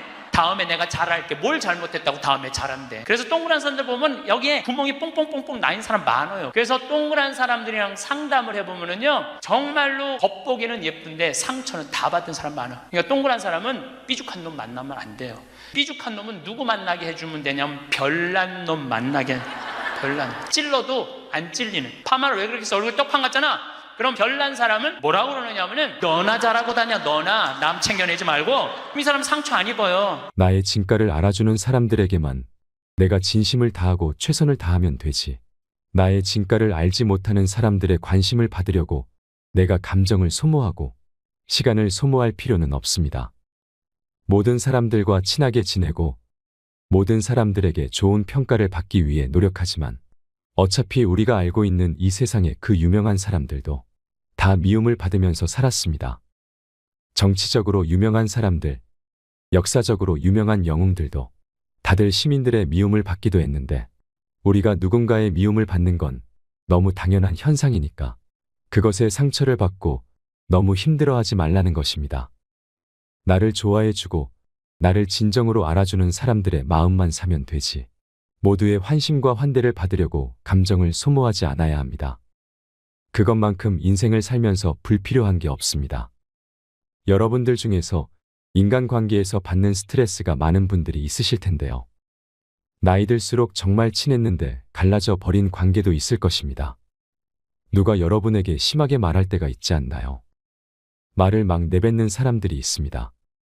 그런 사람들한테 우리가 할 수 있는 가장 최선의 대응은 저렇게 말하는 사람을 내 인생에 두면 아무런 도움이 될 것 같지 않다라고 생각하고 멀리하는 것입니다. 그렇게 상처 주는 사람, 타인을 배려하지 못하는 사람이 내 옆에 길게 남아있는 걸 용납해서는 안 됩니다. 나에게 다정한 말만 하고 따뜻한 말만 하는 사람도 그 사람과 시간을 보내기에도 내 인생은 짧습니다. 세상에서 가장 무거운 건 남을 미워하는 마음입니다. 남을 미워하는 마음을 들고 있는 자기 자신이 세상에서 가장 힘든 싸움을 하고 있는 것입니다. 그 마음을 내려놓기만 하면 나도 편해지고 삶이 훨씬 아름다워집니다. 그 무거운 걸 모두 내려놓으세요. 누가 너무 밉고 싫으면 그냥 내가 왜 이 미워하는 마음을 짊어지고 이 고생을 하고 있지 생각하면서 그냥 잊어버리세요. 그게 소중한 나를 아껴주는 방법입니다. 상대방이 나에게 똥을 던졌습니다. 그래서 내가 똥이 묻었습니다. 화가 나서 내가 저 사람한테 다시 똥을 던지려면 내 손에 똥을 묻혀야 됩니다.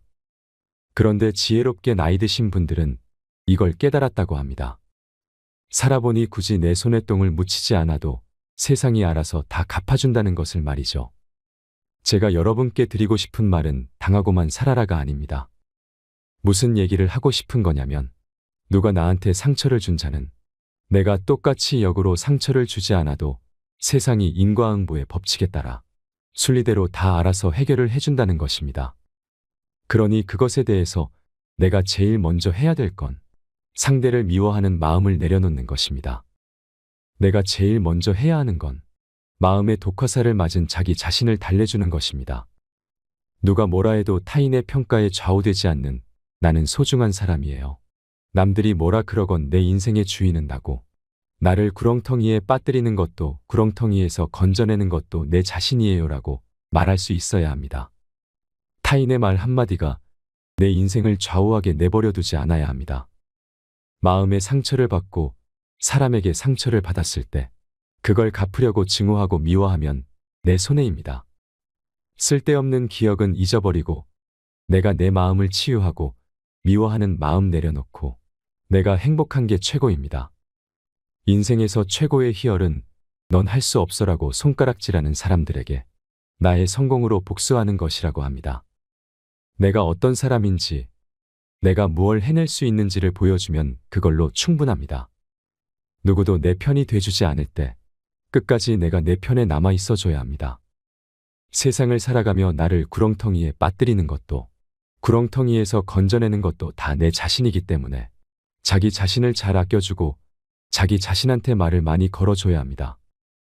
내가 내 마음을 잘 다독이고 내 마음을 잘 컨트롤하는 건 정말 중요하지요.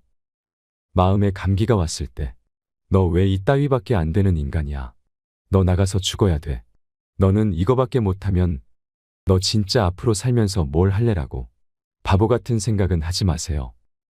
몸이 아플 때 야, 너 어떻게 몸이 아플 수 있어? 당장 밖에 나가서 뛰어라고 하는 바보가 없는 것처럼 마음에 감기가 왔을 때 자기를 혼내지 않는 게 진짜 중요합니다. 사람이라면 감정적으로 약해질 때가 있는 게 사실입니다. 몸도 면역력이 약해져서 감기에 걸릴 수 있는 것처럼 감정에도 마음의 감기가 찾아올 수 있지요. 타인이 그냥 무심코 던진 말이 나의 시간을, 내 인생을 갉아먹거나 나의 감정을 완전히 흐트러 놓지 않도록 해야 합니다. 타인에 의해서 감정이 휘둘리고 타인에 의해서 우울감이 너무 심해지고 타인이 한 말 때문에 내 자존감이 낮아져서 손해보는 그런 일은 없으셨으면 합니다. 타인이 상처를 줬을 때 가해자는 상처를 준 사람이고 이 사람이 나쁜 사람입니다. 그런데 상처를 받은 피해자는 그게 너무 큰 상처가 돼서 너무나도 괴롭습니다. 그렇게 되면 이건 공정하지 않습니다. 그래서 가해자는 자신이 상처 준 행동과 말이 얼마나 심각한지도 모르고 있는데 나 혼자 그걸 끙끙 싸매고 있는 것만큼 이 세상에 불공평한 일은 없다고 생각합니다. 그래서 저는 여러분들이 조금 더 강해지면 좋겠습니다. 내 인생을 성공으로 향하게 하는 것도 결국은 자기 자존감이고 결국은 자기 자신의 몫입니다. 타인이 그걸 대신해 줄 순 없습니다. 내 인생에서 곧 없어져 버릴 인연, 내 인생에서 금방 사라져 버릴 그런 인간관계 때문에 휘둘리지 않았으면 합니다. 만약 당신을 힘들게 하는 사람이 있으면 내 인생에서 저 사람은 변수가 되지 못한다고 생각하고 그냥 멀리하는 것도 인생의 지혜가 될 수 있을 것입니다. 황창현 신부님께서는 세상에 미운 사람이 많지만 속 편하게 사는 방법에 대해 말씀해 주시는데요. 오늘은 사람에게 상처받지 않으려면 어떻게 해야 하는지, 노후를 행복하고 지혜롭게 보내려면 어떻게 해야 하는지 듣겠습니다. 영상이 마음에 드신다면 구독과 좋아요 부탁드리겠습니다. 그리고 내 곁에 소중한 이들에게 이 영상을 공유해 주세요. 황창현 신부님의 행복 특강, 지금 바로 시작하겠습니다. 내가 40이 돼서 제일 감사한 것 중에 하나가 미운 사람이 하나도 없는 거예요. 미운 사람이 없다 보니까 마음의 평화를 많이 찾게 되더라고요. 근데 문제는 마음에 안 드는 놈들은 너무 많아. 근데 여러분들 인생 살면서 모든 사람들이 마음에 들 수 있을까요?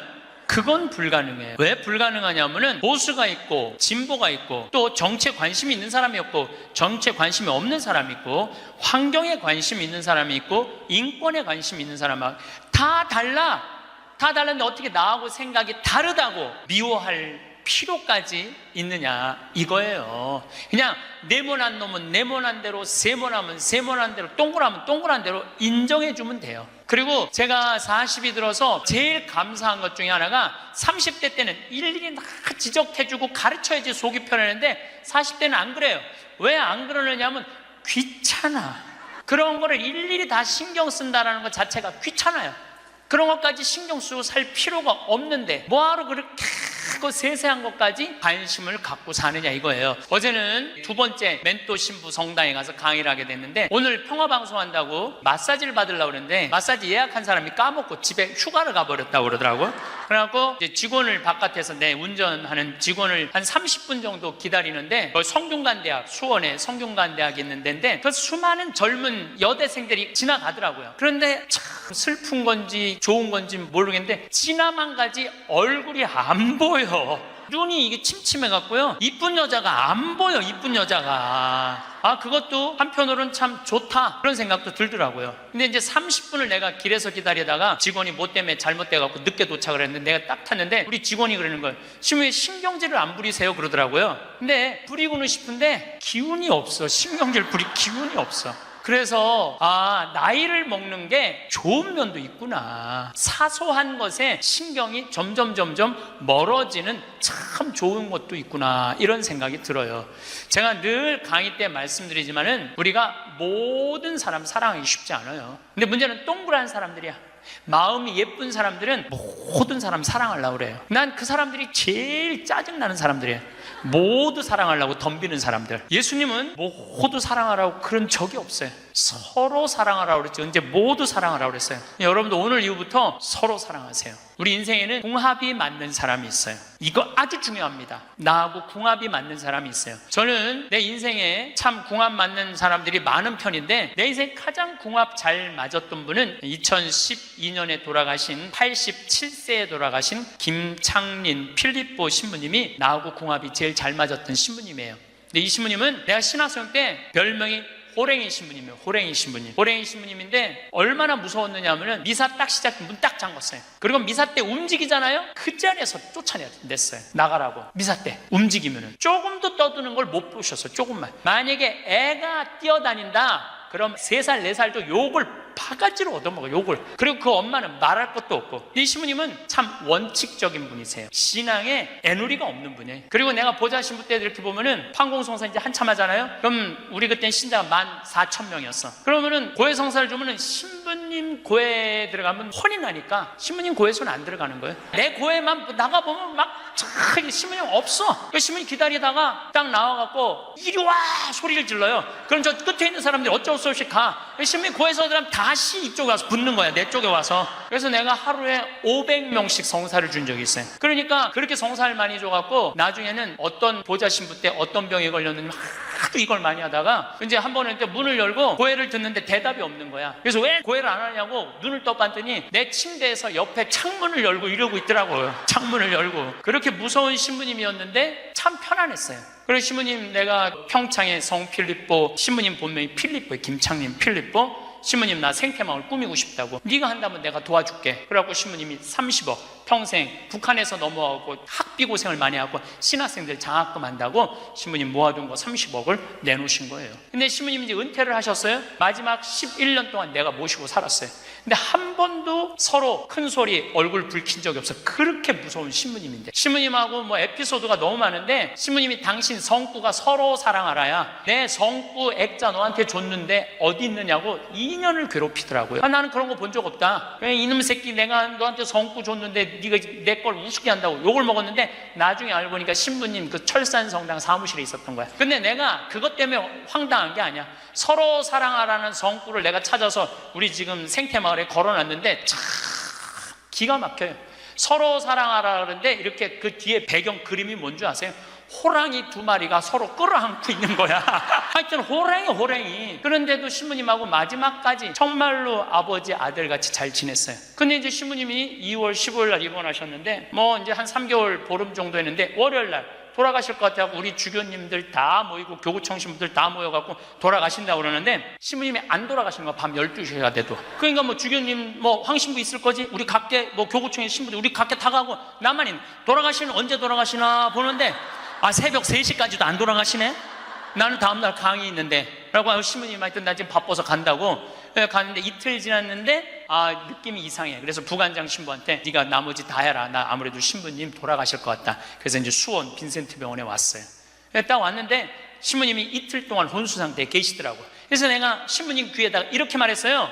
신부님 이제 가셔라. 신부님 힘든데 신부님도 가셔야지. 신부님도 편안하고 나도 힘들어 죽겠다 왔다 갔다 그랬는데 신부님이 눈을 딱 뜨는 거예요. 얼마나 놀랬는지 몰라요. 죽으라고 그러는데 눈 뜨니까 얼마나 내가 놀래.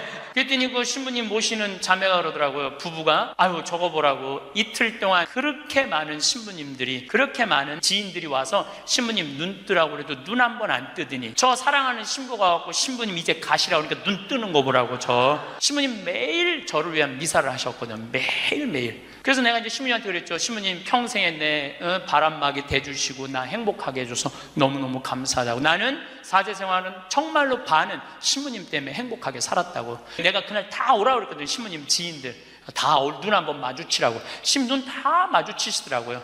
그러더니 나하고 딱 눈을 마주치시면서 돌아가시더라고요. 그래서 신부님이 내 품에서 돌아가셨어. 신부님은 나하고 궁합이 맞은 거죠. 그래서 난 그분하고 평생 참 행복하게 살았어요. 여러분들도 마찬가지예요. 여러분들하고 궁합이 맞는 사람이 있어. 근데 이 동그란 사람 얘기 이제 뭐 내가 옛날에 화가 나십니까에도 말씀드렸지만 동그란 사람들은 뭐가 있냐면 예수님 사랑하는 마음이 이쁘니까 남 상처 주는 걸 못해. 왜냐하면 예수님한테 미안하니까. 남 상처 주는 걸 못하는 거예요. 동그란 사람이 대림절 맞이하고 예수님 성탄 맞이하고 빠마를 탁 했는데 삐죽한 놈이 와서 한마디 해요. 빠마를 왜 그렇게 했어? 얼굴이 떡판 같잖아. 그러면 동그란 사람은요, 가슴에서 피가 떨어져요. 안 그래도 얼굴 둥글럽적해갖고 스트레스 받는데 떡판이라고 그러면 얼마나 상처를 입어요. 그런데도 동그란 사람은 그 삐죽한 사람한테 싫은 소리 못해요. 기껏 hen대는 소리가, 그러게 이번에 하다가 보니까 이렇게 나왔네, 다음에 내가 잘할게. 뭘 잘못했다고 다음에 잘한대. 그리고 어디 가서 우느냐면 성당 가서 운다니까요. 여기 있는 분들 많아. 그런 분들, 동그란 분들 많아. 맨날 울면서 상처 입고. 그래서 동그란 사람들 보면 여기에 구멍이 뽕뽕뽕뽕 나인 사람 많아요. 그래서 동그란 사람들이랑 상담을 해보면요, 정말로 겉보기는 예쁜데 상처는 다 받은 사람 많아. 그러니까 동그란 사람은 삐죽한 놈 만나면 안 돼요. 삐죽한 놈은 누구 만나게 해주면 되냐면 별난 놈 만나게.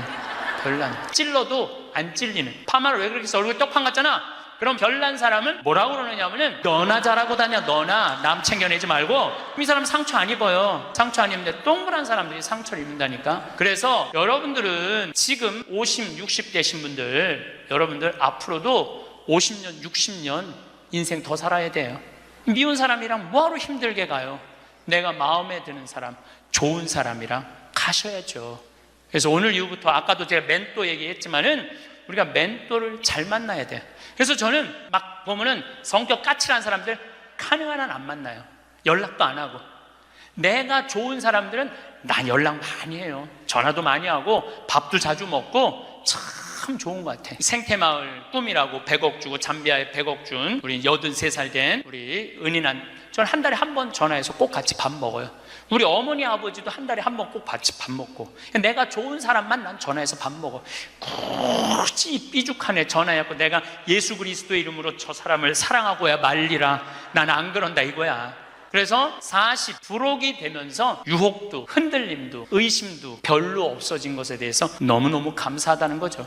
50이 지천명이야. 50이 지천명. 50이 되면은 뭐 해야 되느냐면 하늘의 뜻을 아는 나이야. 49까지는 세상에 관심이 많았다면 50부터는 어디에 관심이 많아야 돼? 하늘나라에 관심이 많아야 돼. 여러분들은 49까지는 세상에 속해서 살았어. 세상 일을 많이 하고 살았어요. 그럼 50부터는 이제 내가 이제 어디 갈 거야? 하늘나라 갈 거 아니야 이제?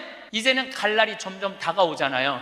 그러면 하느님의 뜻을 알라고 해야 되지 않아요?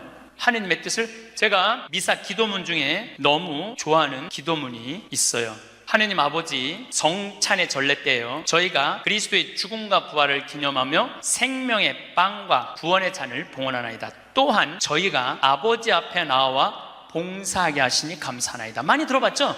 저는 반장, 부반장, 줄반장도 해봤던 적이 없어요.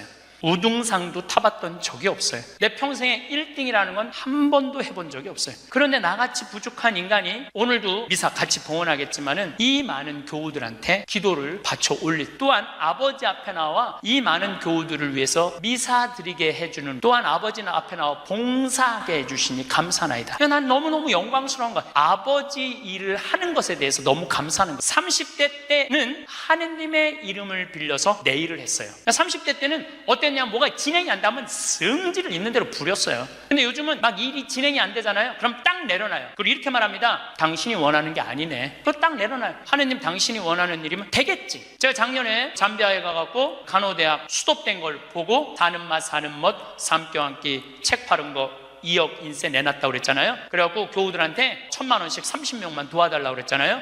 그런데 2월 달에 방송에 나갔는데 4월 마지막 주에 2억 8천이 모인 거야. 2달 만에. 내가 한번 모금도 나간 적이 없는데 다 전화해서 마지막 토요일에 내가 하느님한테 이렇게 기도했어요. 하느님, 왜 2천만 원이 비냐고.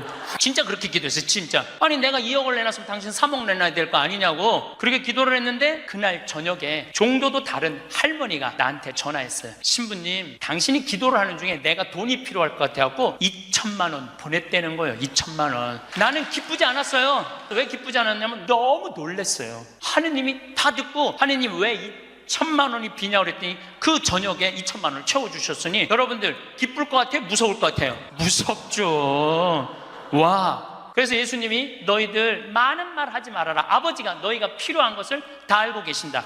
그래서 내가 기도를 안 한다니까요. 내가 잠비아에 농업대학 세울까? 그랬더니 100억 갖다 줬잖아요. 그래갖고 농업대학 부지가 필요한데 그랬더니 1000만 평 대통령이 줬잖아요. 어떻게 기도를 해? 생각만 해도 하느님이 이렇게 쏟아주는데 기도까지 해주면 나는 죽어. 이게 기도까지. 근데 나는 어떤 믿음이 있느냐면 지천명 하늘의 뜻을 알아요. 하느님이 원하는 일이면 된다. 그리고 이제 잠비아에 제가 이제 4년을 다니면서 내가 너무너무 놀란 거는 잠비아의 신자가 500만 명이에요. 그리고 내가 다니고 있는 은돌락 교구는 신자가 100만 명이야. 근데 신학교가 없는 거야. 잠비아 신학생은 지금 480명이 있대요. 근데 기숙사가 없는 거야. 1, 2학년이 뭐 철학과 이렇게 다니고 뭐 이상하게 하여튼 신학 과정이 있더라고. 그래서 은돌락 교구의 반달 주교님께서 나한테 요청이 왔어요. 우리 여기 잠비아에 신학교를 좀 줘달라고. 근데 그 신학교 짓는 거 어렵잖아. 땅 이미 1000만 평 있고 10억이면 신학교 짓거든요. 벌써 100억 기증 받았고 나는 농업대학만 할 생각을 했지 신학교 줘줄 생각을 안 했거든요. 근데 생각해보니까 이거 신학교 짓는 거 이게 정말로 의미 있는 일이구나. 이게 누구의 뜻이냐? 1000명이라는 거야. 하느님의 뜻이구나. 그래서 요즘 이제 신학교를 이제 설계를 다 끝냈어요. 신학교 설계도 다 끝났어. 그래갖고 짓는데 이제 반달 주교님이 지난 10월 달에 한국에 들어오셨어요. 근데 또 마침 우리 수원교구의 이용훈 주교님께서 그러면은 저도 그렇죠. 우리 수원교구 주교님 이름으로 책임지고 끝까지 져주기로 두 주교님께서 사인을 딱 했어. 내가 그걸 보면서 그래 하느님이 이렇게 역사하시는구나 그런 걸 느끼면서 내 일을 하는 게 아니라 이제 누구 일을 해? 하느님의 일을 해. 하느님의 일을 하니까 내가 책임질 필요 있어요 없어요? 없어. 누가 책임져야 돼? 하느님이 책임져야 돼. 그야말로 내 기도는 배째라야. 줄래면 주고 말래면 말아라. 그런데 잠비아에 이번에 미국 교우들이 20명이 따라왔어요. 그 사연이 기가 막히더라고요. 딸이 수의학과 다니다가 교통사고로 죽은 거야. 보나라는 아이인데 24살인가 6살에. 근데 그 딸 생일날 잠대하에서 보나 샘이라고 샘을 판 거예요. 근데 그분들이 그 주교님을 만나더니 우리도 잠비아에 신학교 짓는데 자기네들이 가능한 한 100만 달러 다 모아보겠다는 거예요. 이게 내가 그런 일을 저지르는 게 아니라 하느님이 알아서 하는 거야. 나는 뭐만 해? 심부름만 하는 거야. 또한 아버지 앞에 나와 봉사하게 하시니 감사하나이다. 여러분들 여기 50대신 분들, 50 넘으신 분들 아직도 세상 것에 연연하고 매달린다면 언제 1000명 하늘의 뜻을 알 거예요. 이제 이 세상 돌아가는 삼라만상 이치 다 할 나이 아니에요. 50이 되면은. 그렇다면은 내가 이 세상에서 하나라도 더 가지고 끝나는 게 아니고 이 세상에서 하느님 보시기 좋은 일을 하고 가는 게 중요하다는 거예요. 욕심을 버리시면은요 여러분들 마음 안에 기쁨이 있어. 저는 요즘 미사 때마다 저 100만 명이 아무 사고 없이 크게 서로 막 경찰이 막 최루탄 물대포 쏘고 이런 일 없이 우리의 의사를 잘 표현하게 해달라고 아무 사고 없이 기도해요. 우리나라 평화를 위해서.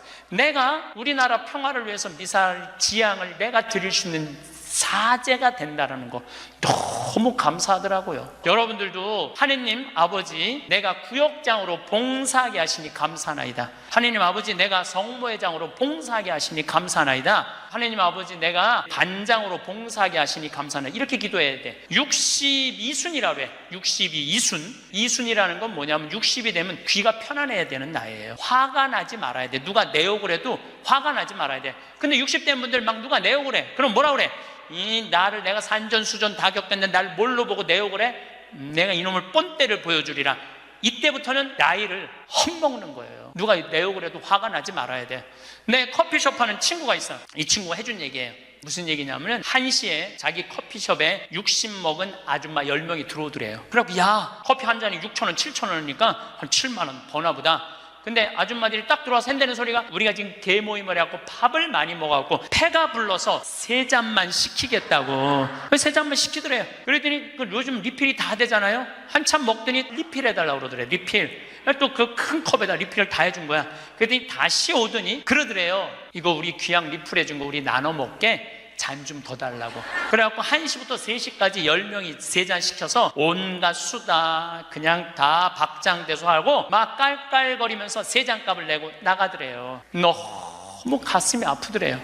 왜냐하면은 또 전기세도 있고 자리세도 있고 월세도 내야 되는데 저 아줌마들 10명이 들어와서 세 잔만 시켜서 먹고 나가. 얼마나 가슴이 아픈지 몰라요. 여러분들 돈이 없으면은 막심 골드 그 150원이야 스틱 커피 그거 10개 사면 1,500원이야. 그럼 보온병 사다가 종이컵 사다가 종이컵 안 되지만은 그냥 그 앞에 공원이거든. 그거 먹으면 되지. 왜 그 남의 상처를 이걸 뭐라고 하냐면은 나이값도 못한다고 그러는 거야.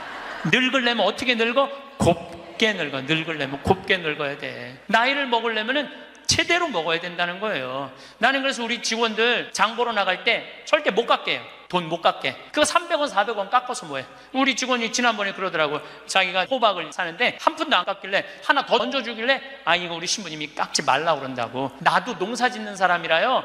참 그 농사가 얼마나 어려운데 할머니들이 두릅 따 갖고 나오고 쑥해 갖고 나오는 거 300원 깎는다 200원 깎는다 그래도 안 깎아주면 또 그냥 건너 갖고 사고 돌아다니면서 상처는 다 주고 다녀. 그리고 나 돈 아꼈다고. 그 정도로 200원 300원 깎고 돈 아낄 정도로 돈이 없으면은 그냥 집에 가만히 앉아 있어. 돌아다니지 말고. 그래서 나이값을 해야 된다는 거예요. 늙으려면 어떻게 늙어? 곱게 늙어야 돼. 그리고 60이 되면은 이순이라는 게 뭐냐면은 누가 내 욕을 해도 화가 나지 말아야 되는 것뿐만 아니라 이해 안 되는 게 없어야 돼요. 삼라만상 우주 아까 1000명이라고 그랬잖아요. 1000명 안에는 우주 만물의 조화까지 다 알아야 돼. 60이 되면은 이해 안 되는 게 없어야 돼. 신부님도 옷 벗고 나가면 내가 저 신부님 더럽다고 저 신부님 저럴 수 있느냐고 내가 그렇게 안 봤는데 욕이나 하고 돌이나 던지고 그건 나이를 헛먹는 거예요.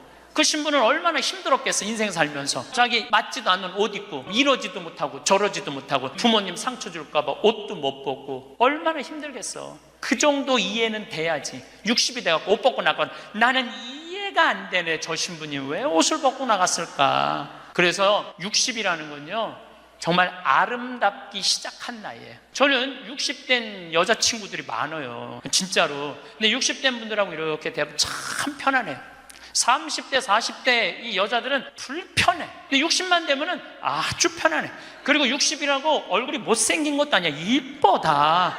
60은 내가 보기에는 아름답기 시작한 나이에요. 누가 뭐라 그래도 받아들이고 포용할 수 있는 따뜻한 나이가 저는 60이 아닌가 싶어요.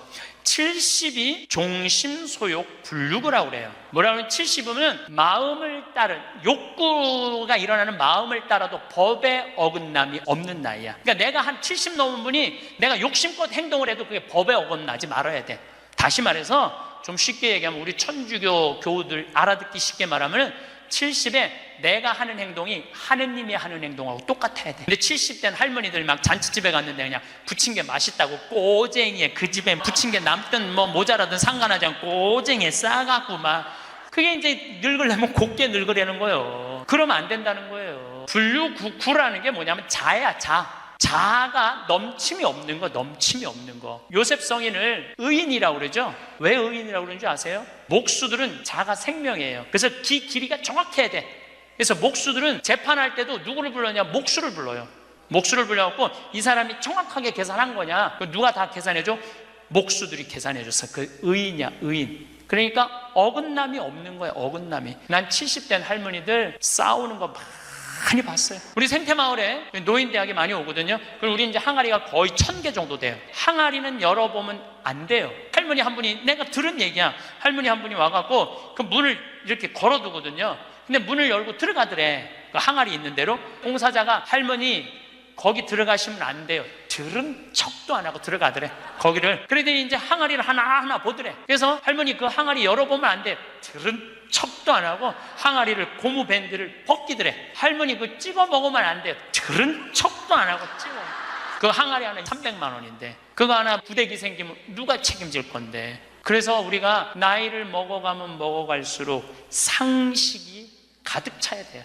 나이가 먹을수록 어린아이가 돼가는 경우가 참 많아요. 근데 공자님이 73살까지 살다가 죽었어. 무슨 얘기냐면은 천지가 80이 넘게 사는데 70까지만 얘기를 하고 죽은 거야. 공자님이 80은 어떻게 살으라고. 그래서 내가 80을 내가 생각을 해봤어요. 80은 뭐 해야 되는 나이냐면은 생생지심의 나이예요. 생생지심이라는 게 뭐냐면은 생명을 사랑하는 나이야. 80은 생명을 사랑하는 나이. 80까지 살면은 여러분들 감사하지 않아요? 감사하죠? 저는 46세 위암 수술을 하고 매년 가을마다 단풍 구경을 가요. 셋째 주 월요일 날 우리 부관장 출신 신부들하고 단풍 구경을 가는데 너무너무 아름답더라고. 그때 내 기도문이 뭐냐면, 하느님, 올해도 단풍을 보게 해주셔서 감사합니다. 이렇게 아름다운 단풍을 보게 해주셔서 감사합니다. 근데 80이 된 분들은 단풍을 몇 번을 보는 거야? 80번을 보는 거 아니에요. 얼마나 감사해. 근데 80 먹은 할머니들 뭐 다리도 아프고 허리도 아프고 뭐 귀찮지. 근데 이렇게 말해요. 아, 늙으면 죽어야 돼. 사는 게 귀찮아. 사는 게 재미가 하나도 없어. 내가 인생 살아보니까 믿을 놈 한 놈도 없어. 머리 검은 짐승한테는 잘해주는 게 아니야. 80 먹은 할머니가 이렇게 부정적인 얘기를 하면요, 이 할머니는 인생을 실패한 할머니예요. 생명을 사랑하는 나이에 오늘도 이렇게 하루를 나한테 선물로 주신 하느님한테 감사하다고. 진달래를 보면 이번에도 한 번 더 이 아름다운 진달래를 보게 해주셔서 감사하다고. 단풍을 보면 이 아름다운 단풍을 한 번 더 보게 해주셔서 감사하다고. 살아있음에 대해서 감사하고 생명에 대해서 사랑하는 마음. 요즘 대리임 때 우리 직원들 마니또를 해요. 작년에 느닷없이 마니또를 하자고 그러더라고요. 그래서 이제 쭉 뽑았어. 우리 직원이 40명인데 나는 이제 60 먹은 형제가 뽑혔어요. 근데 한 달 동안 그 형제만을 위해서 기도한다는 게 좀 그렇더라고요. 왜냐하면 내가 40명의 목자인데, 그래서 내가 매일 한 명씩 이름을 부어서 묵주기도 5단을 해줬어요. 나는 어떤 신념이 있느냐면 하루에 묵주기도 5단 이상 하면 안 된다는 신념이 있어요. 5단도 힘들어 죽겠는데 막 20단, 30단 하는 사람들 보면은 놀라워. 뭐 한다고 20단, 30단씩이나 해. 그런데 날짜는 30일인데 직원은 40명이잖아요. 그러니까 5단은 무조건 선물로 줘야 될 거 아니야. 하루에 10단을 하게 되더라고요. 그런데 하루가 너무 충만한 거야. 막 10단을 하니까 더 충만한 거야. 이 남을 위해서 기도하는 게 참 좋으네. 너무 좋더라고, 기도하는 게. 1월 달에 딱 되고 나는데 우리 어머니 아버지 막내 세연이라고 이제 증손녀가 태어났는데 23명이야. 매일 한 명씩 묵주기도 5단을 했어요. 2월 달에는 내가 이제까지 살아오면서 나하고 사이 좋았는데 죽은 사람들 위해서 묵주기도 5단. 여러분들 여기 화랑에 작년 12월 14일 날 내 친구 신부 김순겸 사도 요한 신부가 모잠비크에서 선교사 하다가 죽었어, 교통사고로. 근데 그 신부가 그림 그린 거 여기 지금 전시해요. 난 그렇게 그림 잘 그리는지 몰랐어. 지금 아까 내려왔다 왔는데 너무 그림 잘 그리더라고. 우리 순겸이 신부, 뭐 성모님이 너무 사랑하지만 천당 가게 해달라 그러고, 뭐 또 뭐 안토니오 신부, 뭐 여러 신부들, 또 내가 뭐 글라라, 여러 뭐 하여튼 죽은 사람들 한 달 동안 기도해 주니까 기분이 내가 너무 좋더라고. 그래서 3월 달부터, 올해 3월 달부터는 이제까지 어려서부터 지금까지 나한테 잘해줬던 사람을 위해서 묵주기도를 맨날 해요. 신부님 미운 사람 없어요? 여러분들, 내 가슴이 얼마나 넓다고 미운 놈까지 다 고이 간직해야 돼? 그렇지 않아요? 여러분들, 미운 사람 꼭 가슴에 간직해야 돼? 미운 사람 빨리 빼버리세요. 그리고 어떤 사람만 간직하면 돼? 좋은 사람, 소중한 사람만 하면은 그러게도 우리 인생은 벅차요. 6.25 전쟁 똥구멍이 찢어지게 가난할 때 그때 내 돈 떼어먹고 도망간 놈, 내 상처 준 놈 그냥 기억할 필요가 뭐가 있냐 이거예요. 80이 돼서 이제까지 큰 사고 없이 6.25 넘어오고 그 힘든 거 다 넘어와서 지금 살면은 오늘 하루 밥 세끼 먹으면 감사하면 돼요. 그래서 80 되신 분들은 입에서 뭐가 나와야 돼? 감사가 나와야 돼. 15에 지우악하고, 30에 립하고, 40에 부록하고, 50에 지천명하고, 60에 이순하고, 70에 불류구하고, 80에 생생지심의 단계에 내가 갔는가? 나는 지금 어떤 단계인가? 나는 뜻도 안 세운 거 아닌가? 뜻도 안 세우고 공부도 안 하고, 또 내가 섰다면은 어떻게 살아가야 될 것인가? 쓴 사람으로서. 그 나는 정말로 욕심 없이 유혹받지 않고 악의 유혹을 받지 않고 정직하게 살아가는, 주님 보시기에 좋게 살아갔는가? 그리고 하늘의 뜻은 내가 알고 있는가? 그리고 마음이 평화롭게 이순하고 있는가? 내가 하는 행동이 하느님이 하는 행동하고 똑같은가? 그리고 생명을 사랑하는 나인가, 그걸 알아야 돼. 그러면은 그런 정도의 사람이 되려고 그러면 공부해야 돼. 신부님, 저는요 신학교 공부했죠, 환경공학 공부했죠, 그 다음에 글 공부했어요. 그래서 저는 한국문인 회원이고 국제 팬클럽 회원이에요. 물론 우리 가톨릭 문인 회원이에요. 그래서 글 쓰는 공부 많이 했어요. 제가 잘났다는 게 아니고 끊임없이 공부하는 걸 게을리하면 안 돼요. 사도 바오로 보통 분이 아니야. 사도 바오로가 예수님이 30년에 돌아가셨는데 사도 바오로는 35살에 개종을 해요. 5년 동안 천주교 신자를 얼마나 많이 박해했는지 몰라. 집집마다 다니면서 잡아 감옥에다 가뒀어요. 스테파노 죽일 때 옷 들고 있었고, 그리고 다마스커스로 가다가 말에서 떨어지죠. 예수님이 사울아 사울아 왜 나를 박해하느냐. 그리고 35년서부터 45년까지 10년 동안 돌을 닦아요. 돌을. 그리고 바오로 사도는 안티오키아 교회를 바르나바 사도하고 세우면서 46년부터 1차 선교, 2차 선교, 3차 선교, 4차 마지막 로마까지 가는, 그래갖고 64년에 죽어요. 그러니까 거의 60살 정도, 30년 동안 하느님 일하다가 죽어. 33년 정확하게 33년. 내가 신학교 때 이런 거 몰랐어요. 요즘 공부하면서 알아. 공부하면서 너무 재밌더라고. 신부님은 팔자가 좋아갖고 대학 다니고 싶으면 대학 다니고, 대학원 다니고 싶으면 대학 다니고, 그 다음에 무슨 교수한테 글 배우고 싶으면 글 배우고. 신부님 팔자가 좋죠. 여러분들, 내가 팔자가 좋은 게 아니에요. 여러분들도 얼마든지 배울 수가 있어. 내가 지금 왜 이 핸드폰을 들고 왔다 갔다 하느냐면은 여기에 대학이 들어있어요. 여기 유튜브를 통해서 모든 교수들 강의를 다 들을 수 있어요. 역사를 배우고 싶으면 역사를 치면 나오고, 철학을 배우고 싶으면 철학을 나오고, 성서를 치면 성서가 나오고, 그냥 너무너무 많아. 휴대폰에 이거 맨날 메시지하고 전화 받는 걸로 하지 말고, 신부님 이거 어떻게 찾아요? 손자들한테 해달라고 그래. 이렇게 얘기하세요. 얘야, 나 소크라테스 변론이라는 거 듣고 싶은데 이거 좀 내가 누르면 바로 나오게 해줘라. 그럼 걔 그거 찾아서 걔도 공부해. 맨날 게임만 하다가 할머니가 이거 좀 깔아달라고 그러면 걔 기가 막히게 깔아줘요. 누르면 나와. 누르면. 결국은 내가 서야 돼. 내가 깨우쳐야 돼. 배우고 익히니 이 또한 기쁘지 아니한가? 라는 우리 공자님 말씀대로 저는 여러분들이 공부했으면 좋겠어요. 공부를 하면은요, 소크라테스 말처럼 지식은 덕으로 가고 덕은 곧 행복으로 이어진다는 거예요. 그래서 열심히 공부하셔서 조금 더 성숙한 사람으로 변화돼 나갔으면 좋겠어요. 감사합니다. 황창현 신부님의 강의가 어떠셨나요? 마음이 예쁜 사람일수록 모두를 사랑하려 하기 때문에 마음의 상처를 많이 받는다고 합니다. 마음이 동그란 사람은 가슴에 구멍이 나 있는 사람이 많다고 하지요. 그래서 동그란 사람은 삐죽한 사람을 만나지 말아야 합니다. 삐죽한 놈은 찔러도 피 한 방울 안 나오는 별난 놈을 만나게 해주면 됩니다. 나를 소중히 대해주는 사람과 함께하기에도 모자란 인생입니다. 오늘부터는 나를 힘들게 하는 사람과는 멀리하고, 만났을 때 마음이 편안하고 행복해지는 사람과 함께하세요. 이상으로 책틀맨이었습니다. 지혜를 쌓는 당신의 오늘이 아름답습니다. 더 좋은 영상으로 찾아뵙겠습니다.